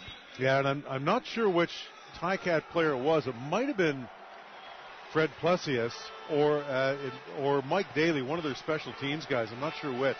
Boy, it's a gutsy call. It really was, and it was beautifully executed, but the TiCats just beat the Bombers to it. Here's Calaris, first down, complete. Tasker to the Bomber 32-yard line. TiCats starting at the Winnipeg 45-yard line. Well, Johnny Sears had him lined up and just missed him. That's one of those plays, Jeff, that you take a chance on, and it was executed to perfection. Yeah. And I bet you 9 times out of 10 you'd recover that. But Hamilton I give them a world of credit. Yeah. They played it so well. It's all first and 10 TiCats. Bomber 32 after the 13-yard pass. Here's Calaris. Handing off Moses Madu, flag down. That'll be holding, I think. Madu run out of bounds by DeMond Washington. He got down to the Bomber 24-yard line, an 8-yard gain. Well, this is one of those things that could be a major turning point in this game, Bob. At the rate the Bombers are not scoring points. Hamilton, number 59. 10-yard penalty, remains first down. This is a huge drive for both teams here. You get the sense that it's not going to take that many points to win this game. No, that's right. I think it's a matter of who makes the big mistake here in the second half. And that holding penalty against Brian Simmons pushes it back to the 42-yard line of the Bombers. 1st and 10, TiCats. Ball on the left hash mark. Collaros fakes the handoff to Madu. Here comes the pressure. Collaros, though, throws down the left side. He had Tasker wide open, but he overthrew him. Did he ever? Tasker standing all alone at the 15.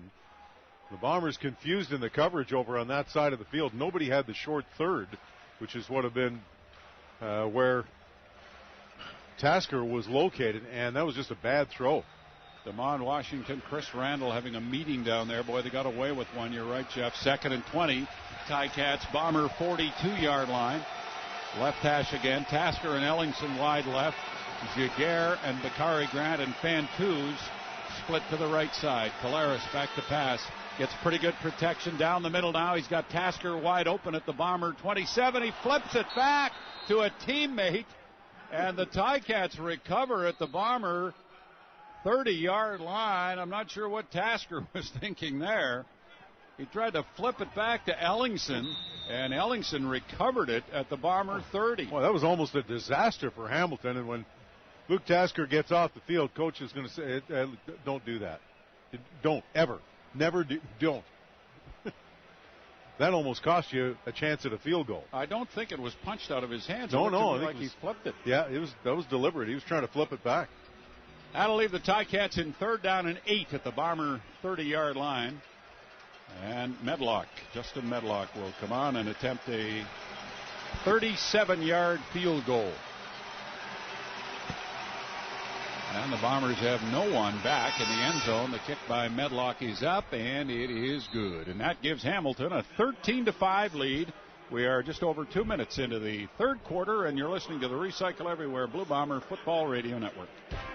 Since 2005, nearly 500,000 Canadians have shared our price. And now is your last chance to get Ford employee pricing on the F-150. My name is Prakash. I've been with Ford for 12 years.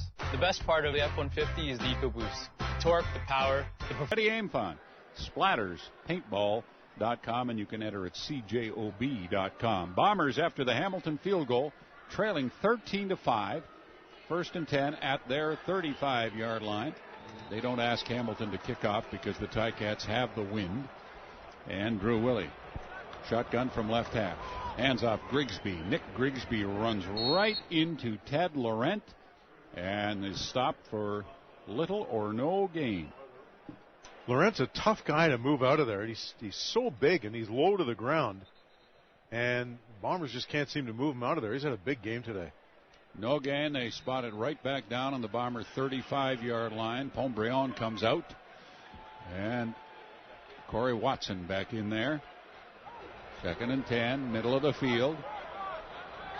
Denmark in motion, as are 3 of the other receivers, and Willie has the football. And he throws and completes. Aaron Kelly up to the 46-yard line. And that'll be, and there's a penalty down there too. It's holding against the Blue Bombers. So that's going to negate a first down up to the 46-yard line and pin the Bombers holding further back. Winnipeg number 65. 10-yard penalty, remains 2nd down. Jarvis Jones is called for that. Yeah, for the 2nd time today. Well, penalties can have an enormous impact on a game, and that one most certainly did. Instead of being first down at their 45, the Bombers are 2nd and 20 at their 25-yard line. Well, we talked about Hamilton's penalty troubles coming into this game. Winnipeg's really getting into more penalty difficulty tonight. All right, here's Willie.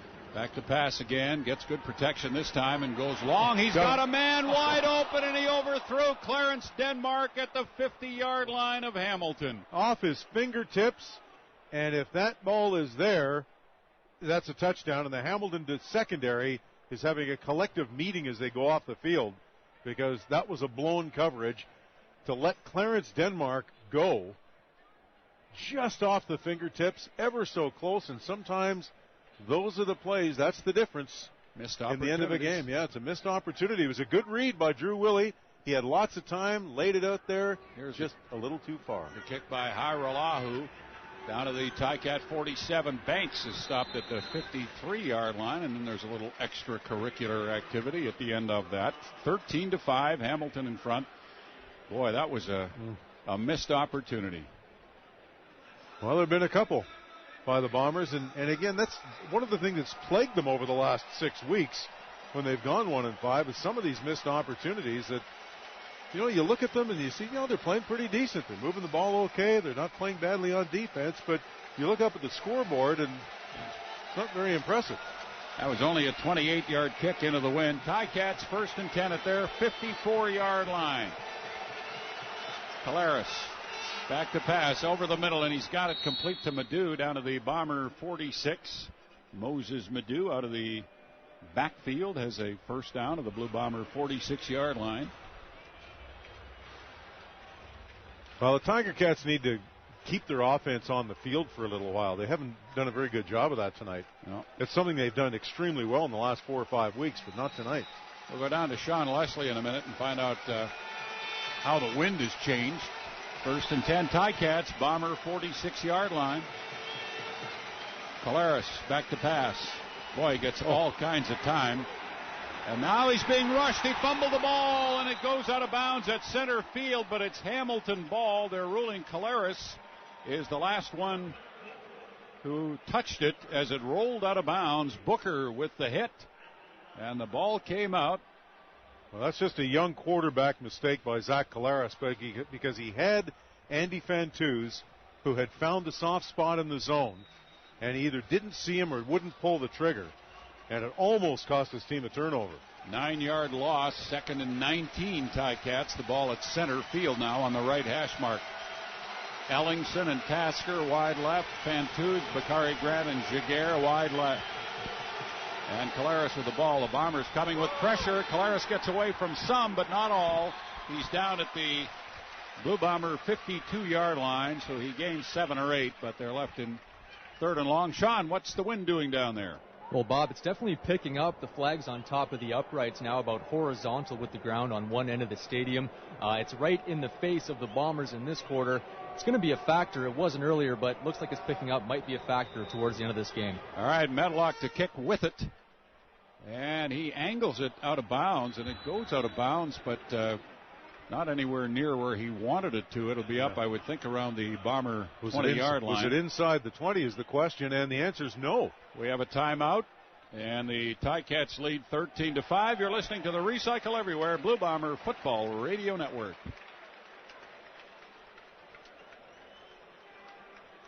Say the 25, and it's a...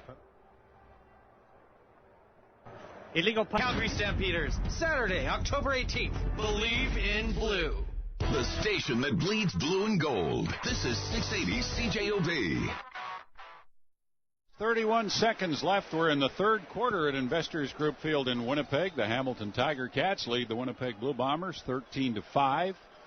And the Bombers are 1st and 10 at their 35 after the Hamilton punt. 27-yard punt by Medlock with the wind. He hasn't punted great today. Drew Willie back to pass on 1st down. And over the middle, a crossing route. Romby Bryant to the 45, the 50. Romby Bryant tried to turn it back inside and was tackled, but he'll have a 15-yard gain. And going down on a hit again was Drew Willie. Boy, that was close to being a roughing the passer call. I think if Romby needed to trust his speed a little bit more on that play. I think if he just keeps going for the corner, I think he might get it. Yeah, he tried to turn it back inside and got tackled, but a 15-yard gain. Bombers 1st and 10 at their 50-yard line. Ball's on the right hash. Bryant wide right with Denmark. Kohler, Kelly, and Corey Watson left. Now Watson motions back to the other side. And Willie fakes a handoff to Grigsby. Back to pass. Grigsby missed a block on Norwood, and down goes Willie. Yeah, Simone Lawrence was coming with extra pressure. And that was just ugly all around in the backfield. Grigsby just flat out missed his block. He was supposed to get a piece of Norwood, and Willie had to step up, and there was nowhere to step to. Devin Tyler, the right tackle, victimized by Norwood there. So the Bombers are 2nd and 14 back at their 46-yard line, right hash. Sort of been 1 step forward and 2 steps back, but it's just too many hits, too many sacks today. Willie empties the backfield. Has the football. Steps up now away from pressure, throws on the run, completes to Kohlert up to the TiCat 47. This is going to come back, Bob. There's flags down, and the reason is Drew Willie was across the line of scrimmage when he threw the ball. Yeah, I thought he was close to it. I think one of them might be for holding, too. Yeah, it's an illegal forward pass and holding against the Blue Bombers. So the TiCats can take their pick here. Willie finding Kohlert for what would have been a first down at the 47 of the TiCats. Illegal forward pass. Winnipeg number 5. That penalty is declined. Holding Winnipeg number 64. 10-yard penalty. Remains 2nd down. Chris Greaves is called for holding.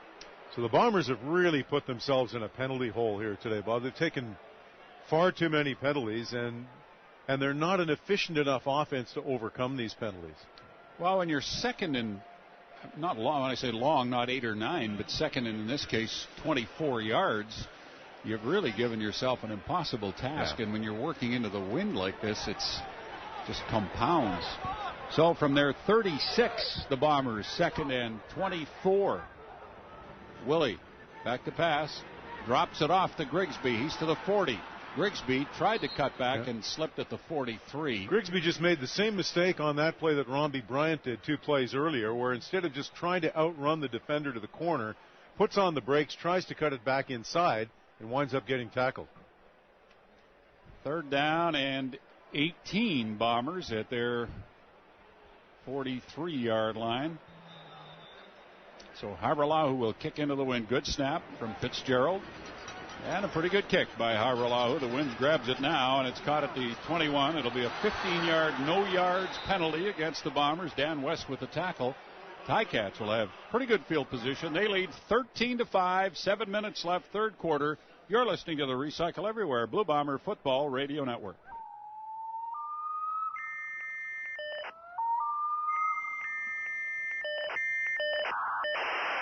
Don't let it cost less. 7 minutes left in the 3rd quarter here at Investors Group Field. Hamilton Tiger Cats leading the Winnipeg Blue Bombers 13-5. TiCats after the 15-yard no yards penalty against Winnipeg. 1st and 10 at their own 41. 10 penalties for 100 yards for the Bombers so far tonight. Bob, that's too many. It sure is. And a quarter and a half to go.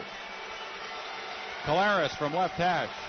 As Moses Madu in the backfield hands off to Banks on a sweep. The little guy is drilled by Kowali at the 45-yard line. He's got a gain of 4 to the Hamilton 45, but E.J. Kowali moved into that hole and plugged it. Boy, did he ever. And every time Banks gets his hands on the ball, you think that this could be a big play, but that's a good straight-up form tackle by Kowali. He's an electrifying little guy. 2nd down and 6. TiCats. Hamilton 45-yard line. Giguere wide right. Bakari Grant splits left. Empty backfield. Back to pass is Calaris, and he gets hammered by Kowali. The ball knocked down at the 25 of the Bombers, intended for Bakari Grant. And boy, did Kowali ever put a thunderous hit on Zach Calaris. Ooh. He laid the lumber on him, and that ball was almost intercepted. Well contested. Mo Leggett came over to break it up. In fact, Bakari Grant did a pretty good job to prevent the interception. That was some hit. 3rd down and 6. TiCats. Medlock kicking, gets a good one away. Studemeyer, Bomber 18, 20-yard line. Dancing around, trying to move to his left. Good and coverage. Dropped right at the 21-yard line. So we'll leave you again. 5 minutes and 50 seconds left. 3rd quarter, 13-5 Hamilton. You're listening to the Recycle Everywhere Blue Bomber Football Radio Network. With the CPS Fuel Your Travel Dreams contest, you're going to have a decision to make. Africa. Big game hunt? No. Iceland. Leave your car and hop a shuttle to the game from one of the 8 pickup locations. Or buy a $40 park and ride pass for the entire season. However you get to the game, be safe and please don't drink and drive. Bomber Park and Ride, proudly supported by Manitoba Public Insurance. For more information, visit bluebombers.com. Always your team, the Winnipeg Blue Bombers and 680 CJOB. Third quarter brought to you by your Prairie Ford dealers. Ford employee pricing back with our biggest offers of the year only at your Prairie Ford store. And stay tuned for the post-game show brought to you by Urban Mine. Metal recycling redefined. Visit urbanmine.ca. Bombers trailing by 8. First and 10 at their 21 after a Hamilton punt. Ball's on the left hash. I formation. Handoff Grigsby. And he will only get a yard. Well, the Bombers just haven't been able to move the interior of that Hamilton defensive line tonight. You know, it's all well and good not to give up on the run, Jeff, but I'd be interested to know how many times, and we'll find out with the stats after the game, they've run on first down. They've run on first down an awful lot, haven't they? Yeah, they really have. It almost seems like 70% of the time they've run on first down. I'm not sure it's that high, but it just seems that way. 2nd and 9, Bombers at their 22. Ball right in the middle of the field. Empty backfield. And back to pass. Drew Willie. And he's going long for Clarence Denmark, who can't get to it at the TiCat 50-yard line. Willie taking another hit down there. He was hit by a blitzer as he threw that one. Simone Lawrence got through to put a lick on the Bomber quarterback, and Denmark tried to work his way to the ball and was impeded a little bit. But he got feet got caught up with Delvin Breaux, the cornerback, but it was not enough to see a flag. I think Clarence was hoping for one. 3rd down and 9. Yeah, so the Tiger Cats have a chance to really flip the field here. Hairolahu back at a 6 low snap, but he gets the kick away, and it's a poor one. It bounces at the Bomber 50. Oh, and Brandon Banks mishandles it. And it's spun down by Derek Jones at the Bomber 48-yard line, but great field position for Hamilton. A poor kick by Hairolahu, and then Banks nearly muffed it. Yeah, it was a bit of an adventure all around. But the upshot is that the Tiger Cats, with the wind at their backs and already with an 8-point lead, have an opportunity to add to that at the Bomber 48-yard line. So we'll see what Hamilton and Collaros can come up with here. 1st and 10 at the Bomber 48. 4.5 minutes left, third quarter. Collaros back to pass, drops it off to Tasker, and he's brought down by safety Mo Leggett at the Bomber 40, but he's got a gain of 8 yards. Yeah, good open field tackle, though, by Leggett to come across and make that one. But you get a feeling, Bob, that the Bomber defense may have to rise up and make a big play, maybe even score in this game. I know they've already contributed the first 2 points, but they may have to do something more than that. Well, the offense has had a miserable third quarter so far. 2nd down and 2, TiCats. Bomber 40-yard line. Collaros in the gun. And he'll hand it off to Madu, and he's brought down. What a tackle there by Greg Peach.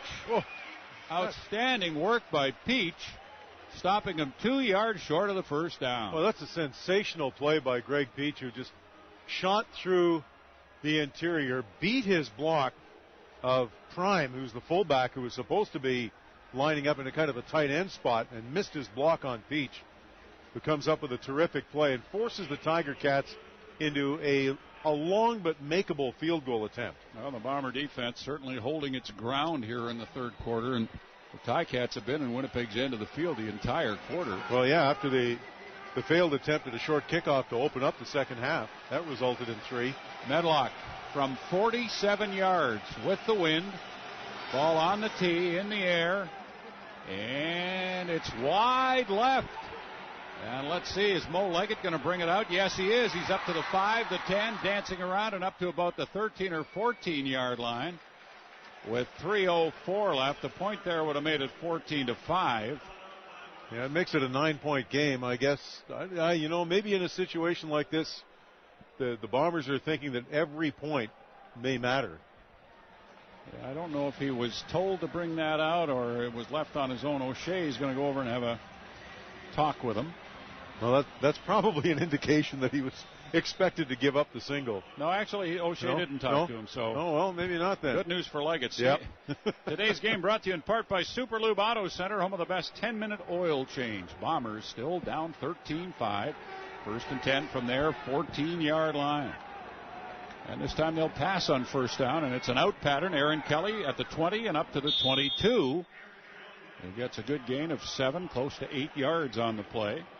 Coming up at the post-game show, the hardest working player, brought to you by Kewpie Local 500, proud to support the Winnipeg Blue Bombers. Good to have you with us on the Blue Bomber Network, 730 CKDM in Dauphin, 1220 CJRB Boissevain, 103.5 Capital FM in Iqaluit, Nunavut, and 680 CJOB, the originating station on the Bomber Radio Network. Second down and about 2.5 at the Bomber 22. And they'll give it to Grigsby, who cracks off the left side across the 25 out to the 27 or 28 for a Bomber first down. And they haven't had many. Gord Cook, have they had any in the third quarter yet? That's the second first down in the third quarter. Good block by Pombreon. Took down his man Craig Butler and opened up that seam. TiCats were playing with 6 defensive backs there, and so they were a little more vulnerable to the run than they might normally be. First and 10 Bombers at their 27-yard line. 1:30 left, third quarter. Willie back to pass. Down the middle, and it's complete. Aaron Kelly to the Bomber 40-yard line. That should be another Bomber first down. So they get back-to-back first downs after making only one in the entire quarter up to now. So one of the things that Drew Willie has shown us this year, Bob, that he's not flustered when things don't go well. No. And he will rebound, and he looks the same whether things are going well or things are not going well. And so that's one of the things you got to love about the guy. There's a high panic threshold, I would say. First and 10, Bombers just beyond their 40. Ball in the left hash. And Willie back to pass. Hitch pass, left side. Grigsby has it. And he's not going anywhere. He got back to the line of scrimmage with a good effort. But the TiCats are all over that. Those hitch passes that the Bombers throw just don't work. No, if they're going to work, 2 things have to happen. One is that you got 2 defenders out there, so the receiver's got to make a block, and then the ball carrier has to make his man miss. Neither one of those things happened on that play. And they rarely do on the Bomber hitch passes. Second down and 10 at the 41-yard line of Winnipeg. If they make a first down, they won't have to kick into the wind again. Here's back to pass. Willie. And only a 3-man Hamilton rush. Willie's running to his right now and fires, and it's caught up high by Denmark. And no, he couldn't hold on. He was knocked out of bounds. And with 9 seconds left in the quarter, the Bombers are going to have to punt. Hamilton dropped into 9-man coverage that time. Well, that was great coverage by the Tiger Cats, because Drew Willie with his legs extended that play for a long time, and the Tiger Cats secondary stayed with their men. Well, he had Denmark too, but the pass was a little high. So this will be the final play of the quarter. 3rd and 10, Bomber 41. Hairolahu, low snap, but he picks it up and gets a pretty good boot off into the wind. Banks at the 30-yard line, and he's not going anywhere. Down at the 31, and that play ends the third quarter. It's the TiCats 13 and the Bombers 5. Bombers have the wind in the fourth. You're listening to the Recycle Everywhere Blue Bomber Football Radio Network. The third quarter of today's game brought to you by your Prairie Ford dealer. Ford employee pricing is on now. You pay what we pay, only at your Prairie Ford store. Today is the day. Today? Today. Why is today the day? It's the day I get my new Prairie Ford dealer. Ford employee pricing is on now with our biggest offers of the year. Only at your Prairie Ford store. Courier in the Thunder Seed broadcast booth. Doug Brown away this game. Good to have you with us. The fourth quarter begins with Hamilton leading the Blue Bombers 13-5. And the TiCats, after a Bomber punt, 1st and 10. At the Hamilton 32-yard line. The Bombers now have the wind, which is gusting up to 36 kilometers an hour from the northeast. Tiger Cats quarterback Zach Collaros. Bob, we talked about what a great return it's been since being injured. He's averaging 315 yards passing per game, 73% completion rate. Tonight, he's 12 for 23 for 113 yards. Yeah.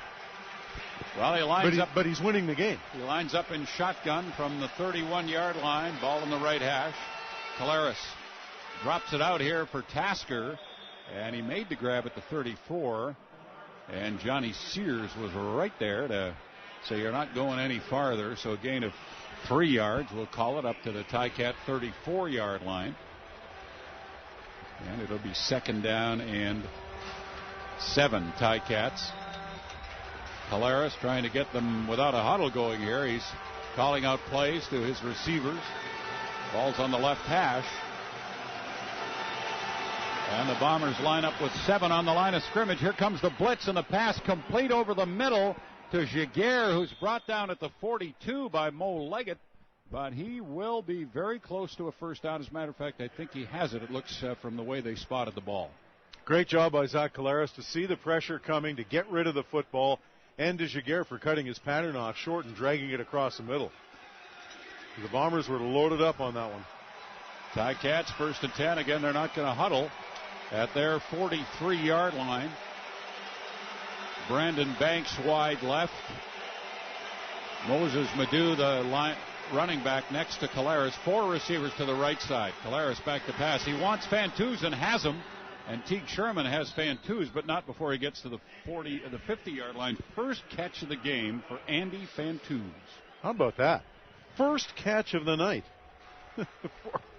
for Andy Fantuz. Who would have believed that? But, the Bombers have done a nice job shutting down the Hamilton passing game, and that's why they're trying to get into this no-huddle offense, get a little bit of a rhythm going. 2nd and 3, TiCats. Hamilton 50, again, no huddle. Collaros directing traffic, barking out signals. Now he's behind center and drops back to pass. And has lots of time, but he's being chased by Jake Thomas and others. Throws on the run, completes it to Giguere at the Bomber 52-yard line. And again, Collaros makes a play. Yeah, he really does. Making it happen with his legs. He is so much in that respect like a Darian Durant that he runs only out of necessity, even though he can, but he extends plays with his legs, and he's done it a couple of times on this drive. The TiCats have got something going here. At the Bomber 52 now, they're 1st and 10. Collaros showing his athleticism here. He's had kind of a quiet game, but looking very impressive in this drive. Hands off to Madu running the middle, and he's spun down at the Bomber 40-yard line. Have a gain of 4, maybe 5. Collaros wants them to line up again without a huddle. They put it down at the Bomber 47, so we'll call it a 4-yard gain. 2nd down and 6, Hamilton. And the hurry-up offense seems to be standing them in good stead. Collaros now in shotgun again, calling out the signals to his receivers, and the ball is snapped, and Collaros over the middle, complete Tasker down to the 40, the 35, the Bomber 32-yard line. The Bombers tried to strip the ball there. Damon Washington tried to strip rather than tackle and gave Tasker an extra 8 yards. Yeah, 2 missed tackles on that play, and Tasker picks up the first down. And this is the first time all night we've seen either one of these offenses in a real productive rhythm, and the Tiger Cats have really got it rolling here. 1st and 10 at the Blue Bomber 32-yard line. Collaros, shotgun. And he drops it over the middle. Boy, that was a dangerous throw, incomplete, intended for Tasker, and that could have been picked off as Mo Leggett wasn't far away from it. Yeah, good pressure by the Bombers. Got a good hit on Collaros, and he just kind of put it up there. Put it up for grabs. As you said, he'll advise on that. Almost snuffed out a real nice-looking drive. 2nd and 10. TiCats will huddle now. Ball at the Bomber 32-yard line on the left hash mark. TiCats ahead 13-5. Yeah, you got to think in terms of getting some yards here because a 40-yard field goal into this wind is iffy. Collaros bunch formation, right side of the line, back to pass. Here comes some pressure. Collaros drops it off to Ellingson, who fumbles. Recovered by Greg Peach. Oh, they're saying it's an incomplete pass. Boy, I thought Ellingson maybe had possession for long enough. Well, he's no longer. I tell you what, he's no longer in possession of his faculties. What a hit! Kowali hit him. Oh, that was easily the hit of the night. Well, and O'Shea is considering challenging it. I think that was Disha done. No, it wasn't done. No, it was. I think it was Koali who hit him. We'll get another look at it. No, Teague Sherman, I think. O'Shea is going to challenge. Ellingson is in tough shape as he's helped off the field. I think that was Teague Sherman who laid the hit on. The question is, did he have the ball long enough to have it ruled a catch and a fumble? Yeah, it was Teague Sherman. Yeah. What a hit. Oh, we got a real good look at it here, Jeff. Yeah, he probably didn't have. Winnipeg is challenging the ruling on a field of an incomplete forward pass. We'll review the play. It's one of those bang-bang plays. Very, very tough. Either way this ruling goes, I don't think you can quarrel with it, although at least one team will. Yeah, that was one of those real close calls. I think they're going to call it an incomplete pass. That's my guess based on what I've seen. It's, as Jeff said, bang, bang. The ball is in Ellingson's hands for a split second, and then it's on the ground. So did he have possession long enough? And I would suggest probably not. Sean Leslie, what can you tell us about Greg Ellingson? Just watched him come off the field here, Bob, and he's really hurt. Needed a lot of help coming off. He was grabbing his lower abdomen. Looks like he's standing up. He might be feeling a little better. I don't know if he's going to come back in, though. It looks like it's going to be tough for him to get back in the game here. Oh, boy, that was one of those things right around the midsection. Looked to me like he never had full possession of the football.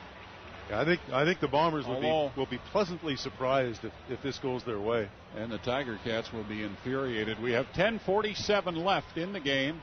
They're looking at it over and over and over again.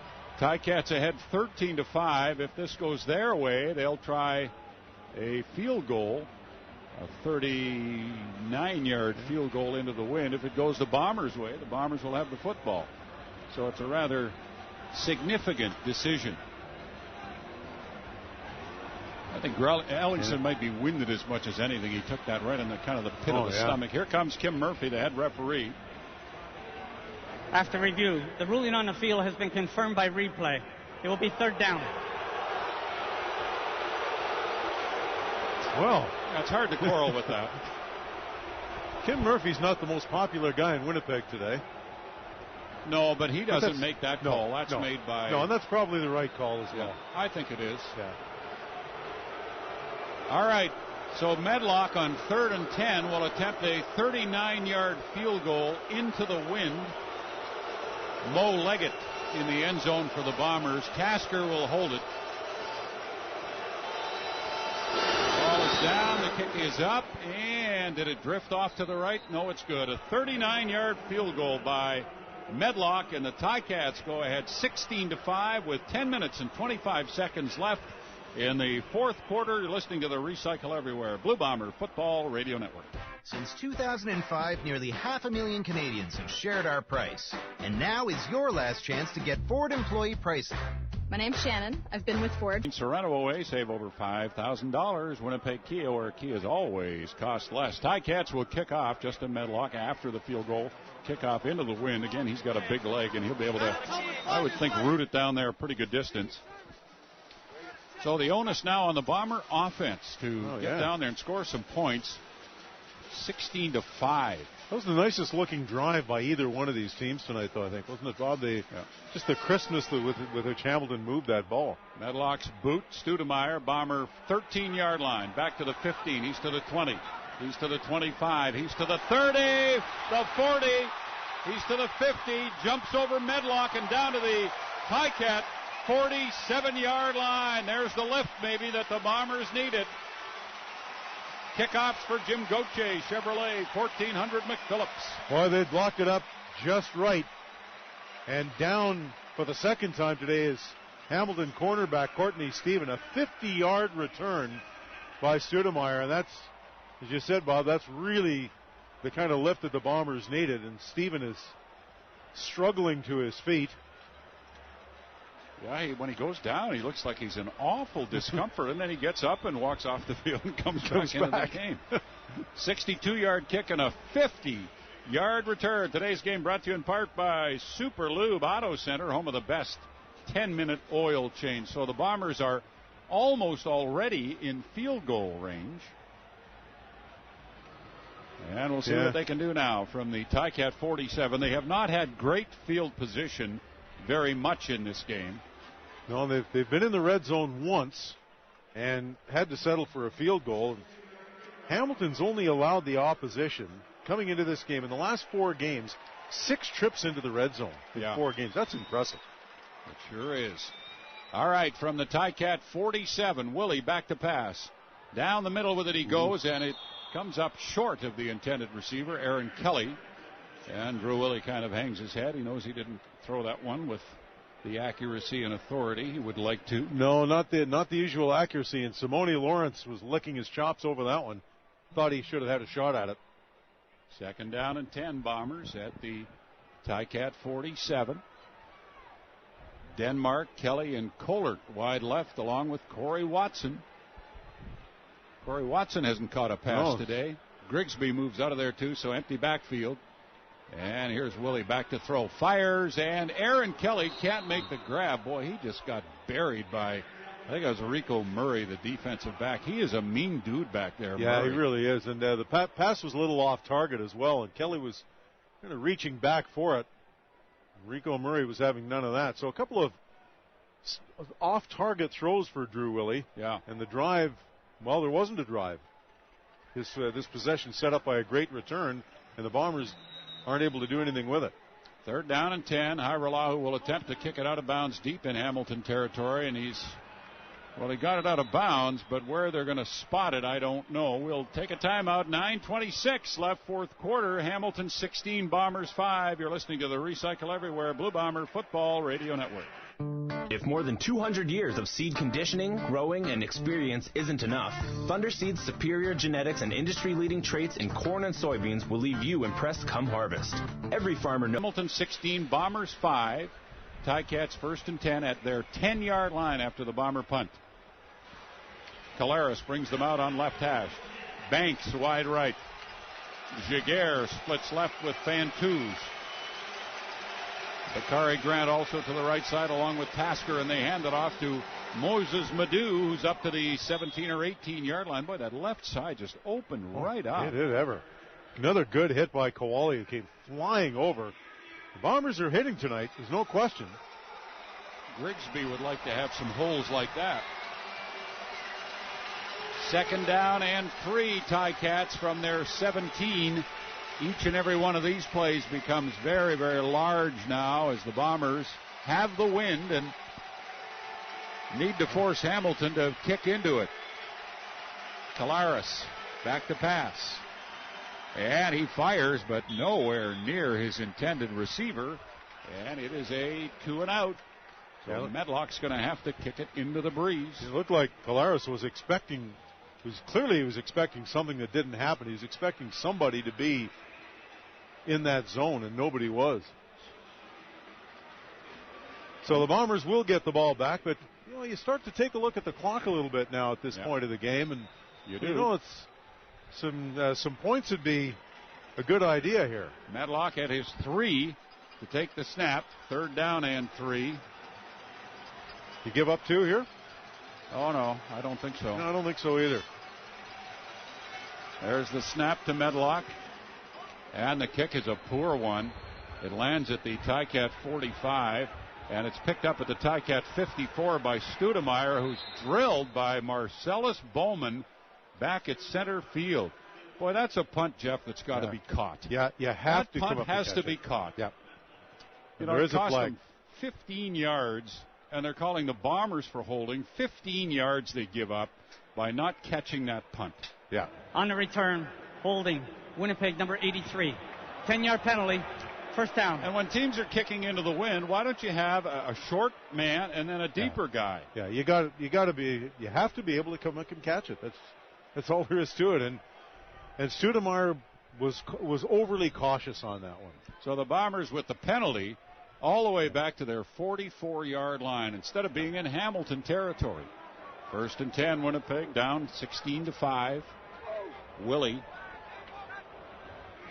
has it in his hands, throws, and Aaron Kelly makes the catch at the Bomber 50, hit by the middle linebacker, Taylor Reed. He's got a gain of 6. Reed and Kowali are both got their mean on tonight on both sides of the ball. Corey Watson out and Pontbriand in.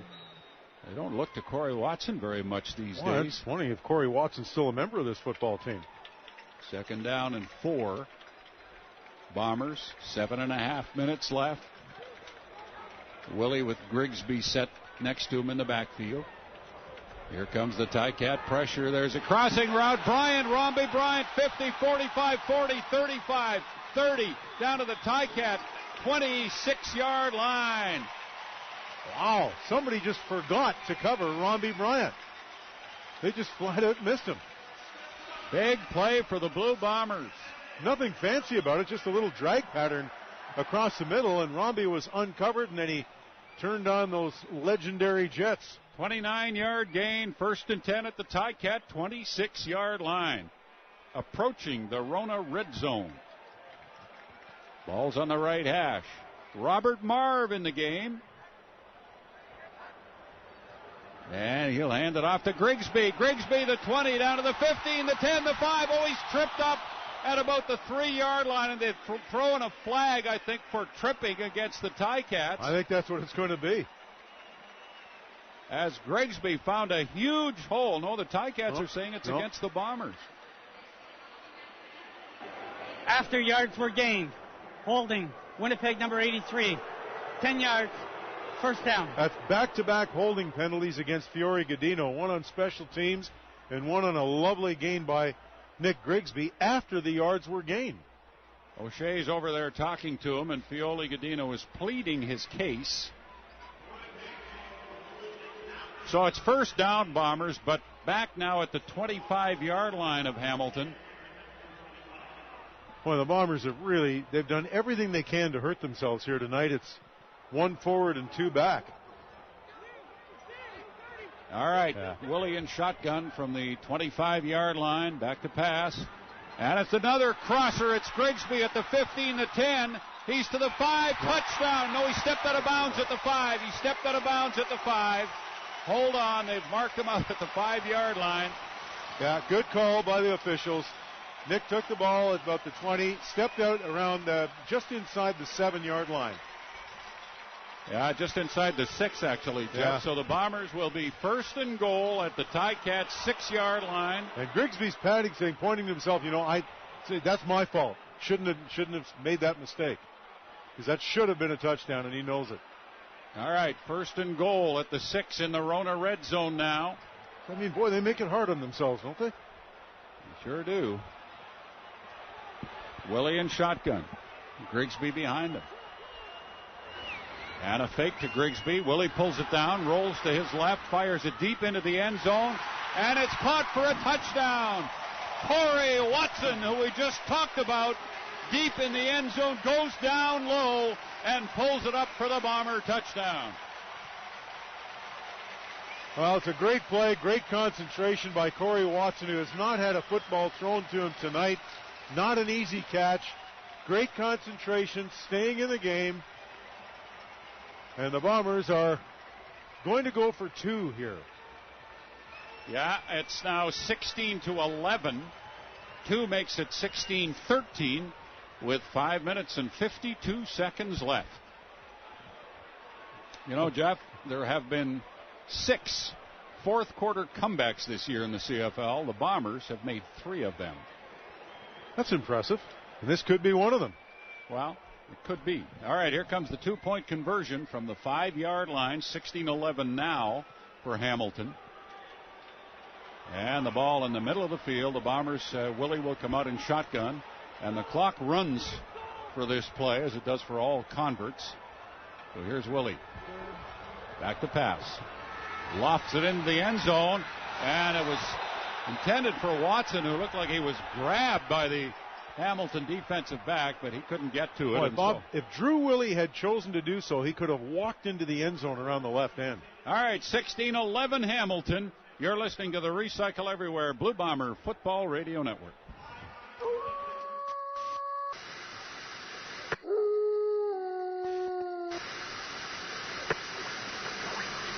Don't let old technology disrupt nature. With your help, the electronic products recycle.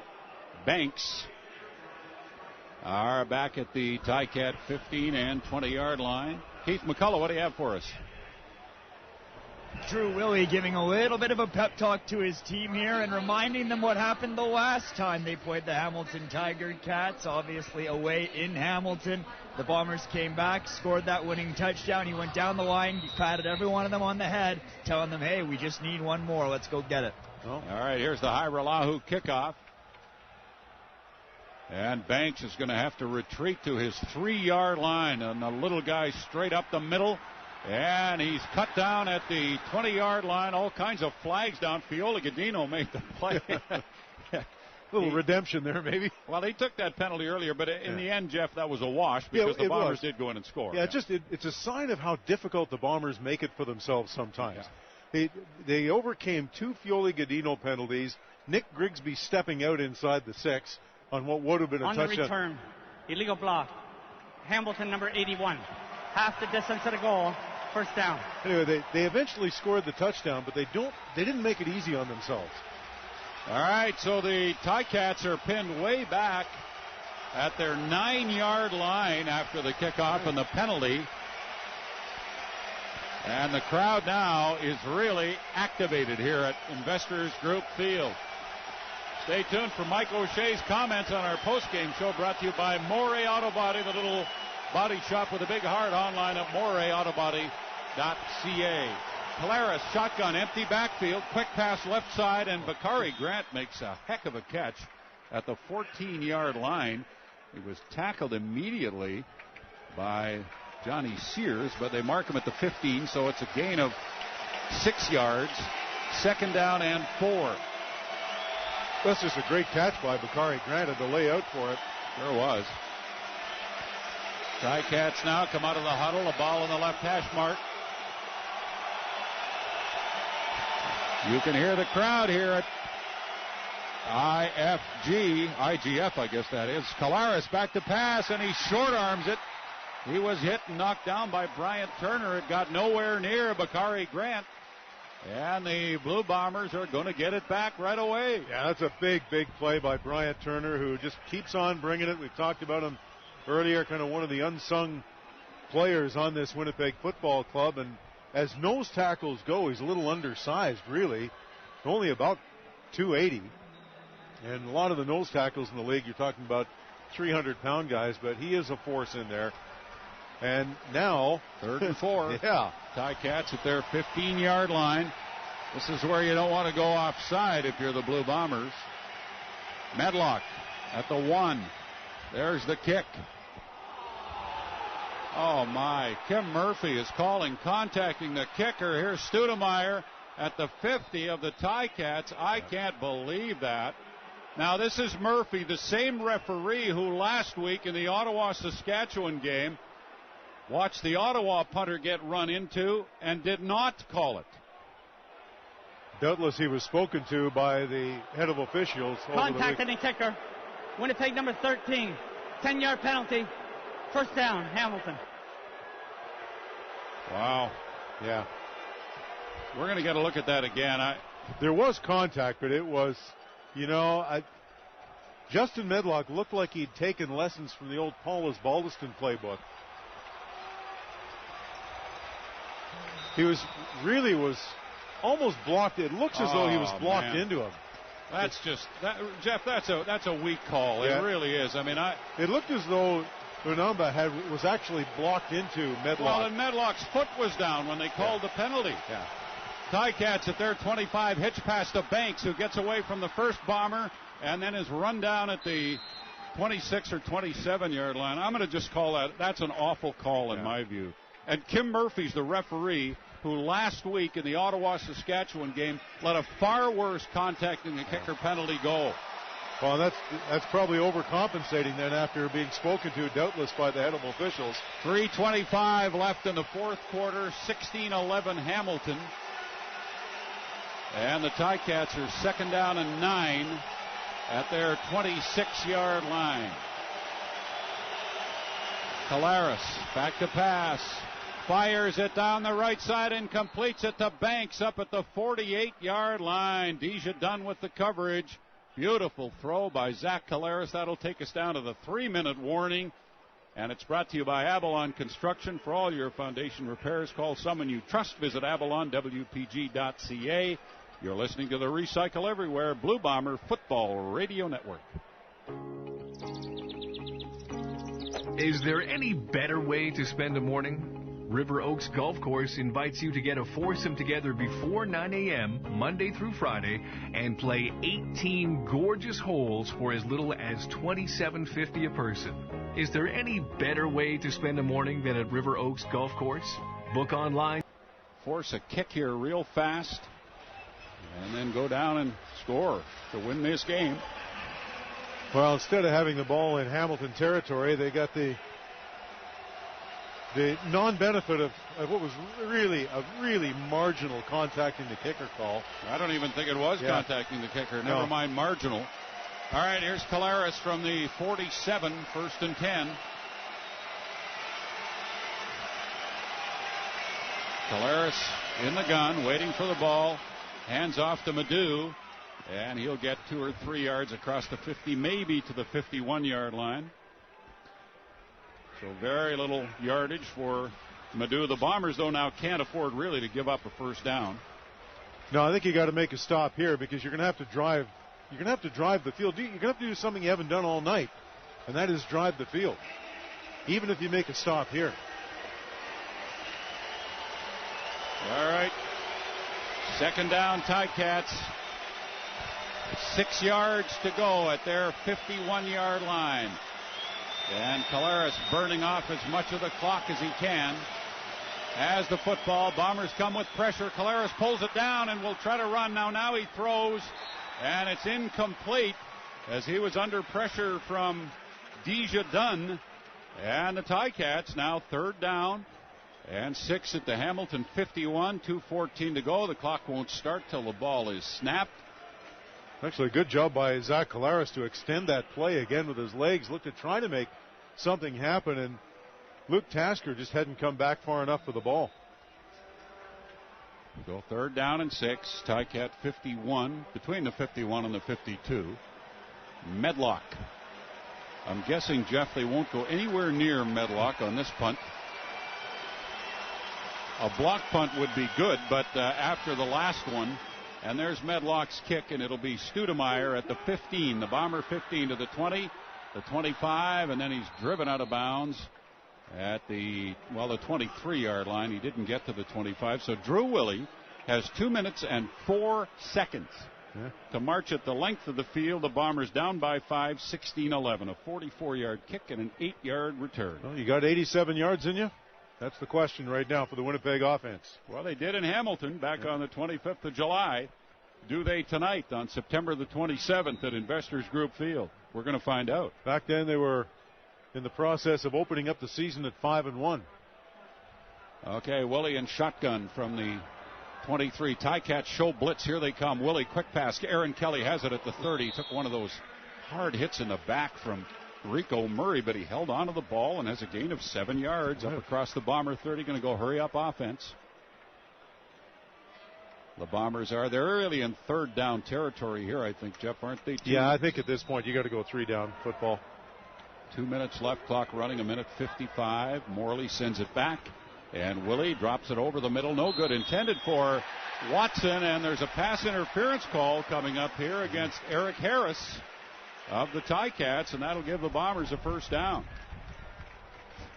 Yeah, that's what they're calling it. Harris is arguing. Pass interference. Hamilton, number 41. Point of foul, automatic first down. See if Austin might challenge this. And the ball up to the Bomber 42-yard line. No, Austin's not going to bother, I don't think. So the Bombers 1st and 10 at their 42, 1:51 to go. Empty backfield. Willie, quick pass again, and Denmark the grab at the 50 of the Bombers up to the 51, so that's a gain of close to 9. Pass is a little low. Denmark went down and got it. No yak, though. No yards after catch. 2nd down and about 2 yards to go. Bombers just across their 50. Willie's going to quarterback sneak it. And Hamilton's offside there. A flag down. 1:43 to go. Hamilton offside, you figure? I think so, yeah. Either way, the penalty flag stops the clock, which is a good thing. Yeah, it is offside Hamilton, according to Kim Murphy, so the ball is moved to center field. Offside Hamilton, number 5. 5-yard penalty.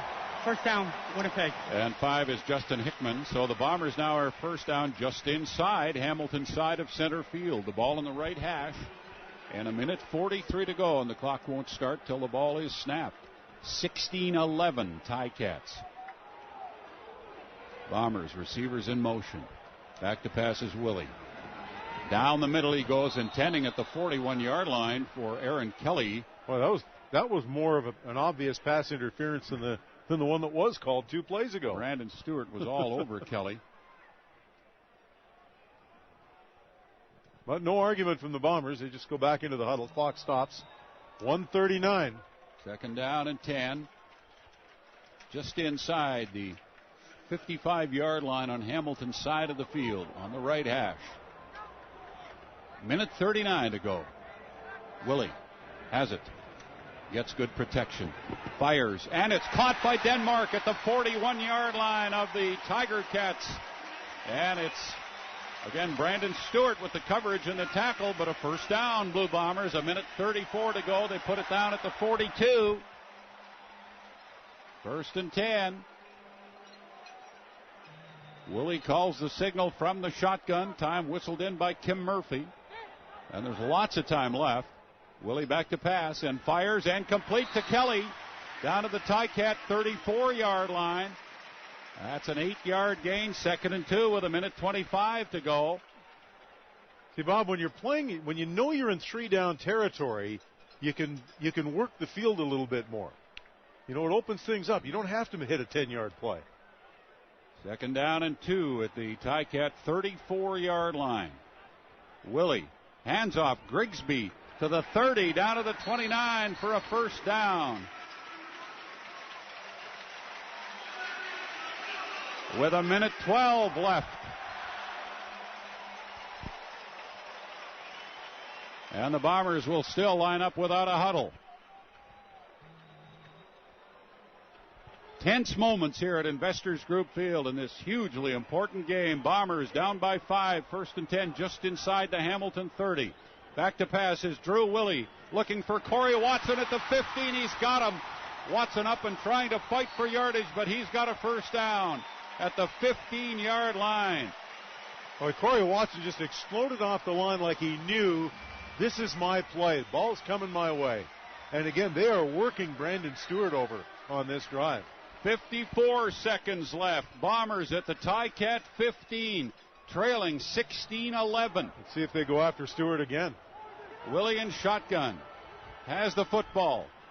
Fires right side. He's got Grigsby at the 15. Grigsby down to the 11-yard line. And he's brought down there, and he's shaken up. Grigsby might need some attention. 43 seconds left. He got sandwiched down there. And again, Rico Murray, one of the hitters. Volney is on the field already. Carl Volney, the backup running back. Grigsby tried to fight between 2 defenders and move forward with that ball. Boy, he looks like he's in a lot of pain. He's taking his helmet off. We got 43 seconds left. It's 2nd down, Blue Bombers, and 7 yards to go at the Ticat 12-yard line. They've done this. They've worked. They started on their own 23, and we agreed. Then they're obviously in 3-down territory. And that opens up your playbook more than people might think. Instead of being more aggressive, you can be more methodical. You don't need to get 10 yards if you have an incompletion. You don't need to worry about getting it all on 2nd down. Grigsby limping. They've been very methodical coming down the field. Grigsby limping off the field now. And the Bombers are lining up for the 2nd down and 8 at the Ticat 12. Clock running. Although the 20-second clock isn't running. And here's Willie. Now they're going to reset the clock. Yeah, the 20-second clock didn't run during that, but the game 17 seconds ran off the game clock. I'm not sure why the officials waited until... Timer, reset the clock to read 43 seconds, please. 4-3 on the clock. This is the 11th play of the drive. So they're going to start over now with the time clock at 43 seconds. From the 12 of Hamilton, the Bombers 2nd down and 8, trailing by 5, trying to pull us a critical victory here. Willie has it, running the quarterback draw, and it ain't going anywhere. He's down at the 11. You know, I wondered before that play if they might run the quarterback draw because it's worked for them effectively this season, but not that time. Yeah, timeout, Winnipeg. And the Bombers will call a timeout. Now it's 3rd down. Now it's 3rd down in the game. This is the game. You got to be careful to not outsmart yourself. Yeah, I like that call. I didn't mind that call. It didn't work, but the quarterback draw has worked for them. And they don't run it very often, but it just didn't work that time. So in the CFL, as we know, a touchdown drive of more than 10 plays is a rarity. This is the 12th play of the drive coming up. Well, this is the football game right here. Actually, the Bombers could make a first down, but they're 3rd and 8 at the TiCat 11-yard line. 5 receivers left side. Willie back to pass. Fires down to the 4, down to the 3. It's a first down. Carl Volney with the catch. And with 29 seconds left, the Bombers are 1st and goal in the Rona red zone at the Hamilton 3-yard line. And who figured Carl Volney would catch a pass? In huge coverage, Taylor Reed, the middle linebacker, all over him. That's confidence that Drew Willie has got in every one of his players. Here's a guy who hasn't touched the ball, barely been on the field tonight. 1st and goal at the 3, 22 seconds left. Willie back to pass, fires it deep into the end zone. Oh, and over the head of everybody. 16 seconds left. I don't know, Jeff, if you're at the 3, I might just be pounding it in here with that much time left. And I know they're a passing team. Let's not second guess. 2nd and goal at the 3. Time for Marcel Belfay to come up with a Grigsby back in there now, a magical play. Yeah, if you need 3 yards for the touchdown, I'm not sure throwing a 25-yard pass is the highest percentage play. All right, clock won't start till the ball is snapped. 2 cracks now to get it in from the 3-yard line. Kent Austin must be saying, I've seen this movie before. I don't like Willie how it in shotgun. And now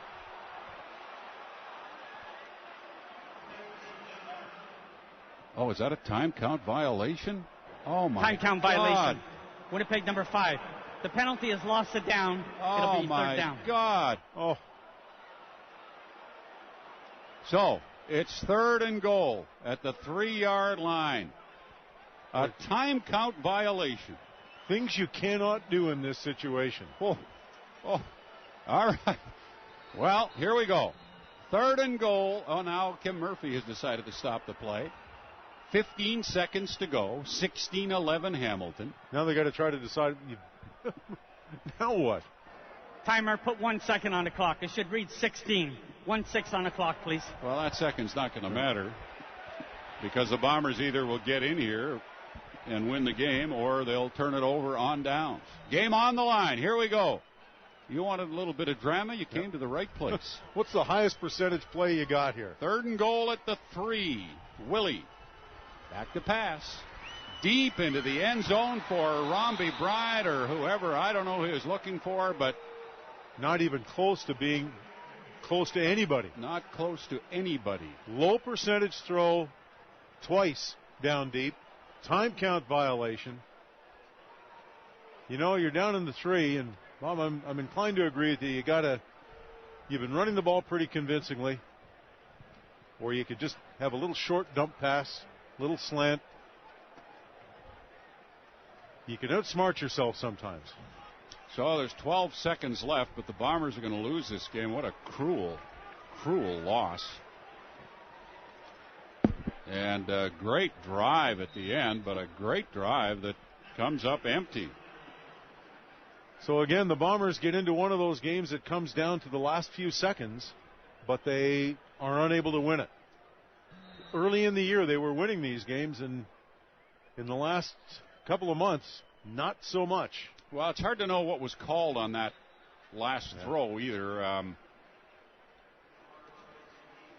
but it was nowhere near an intended receiver.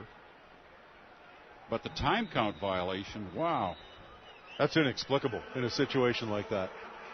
Yeah, that's just Because you take away, you lose an extra play there, an extra crack at the end zone. They get 2 cracks to win the game if they don't take that instead of 1 there. The time has now run out, and the game is over.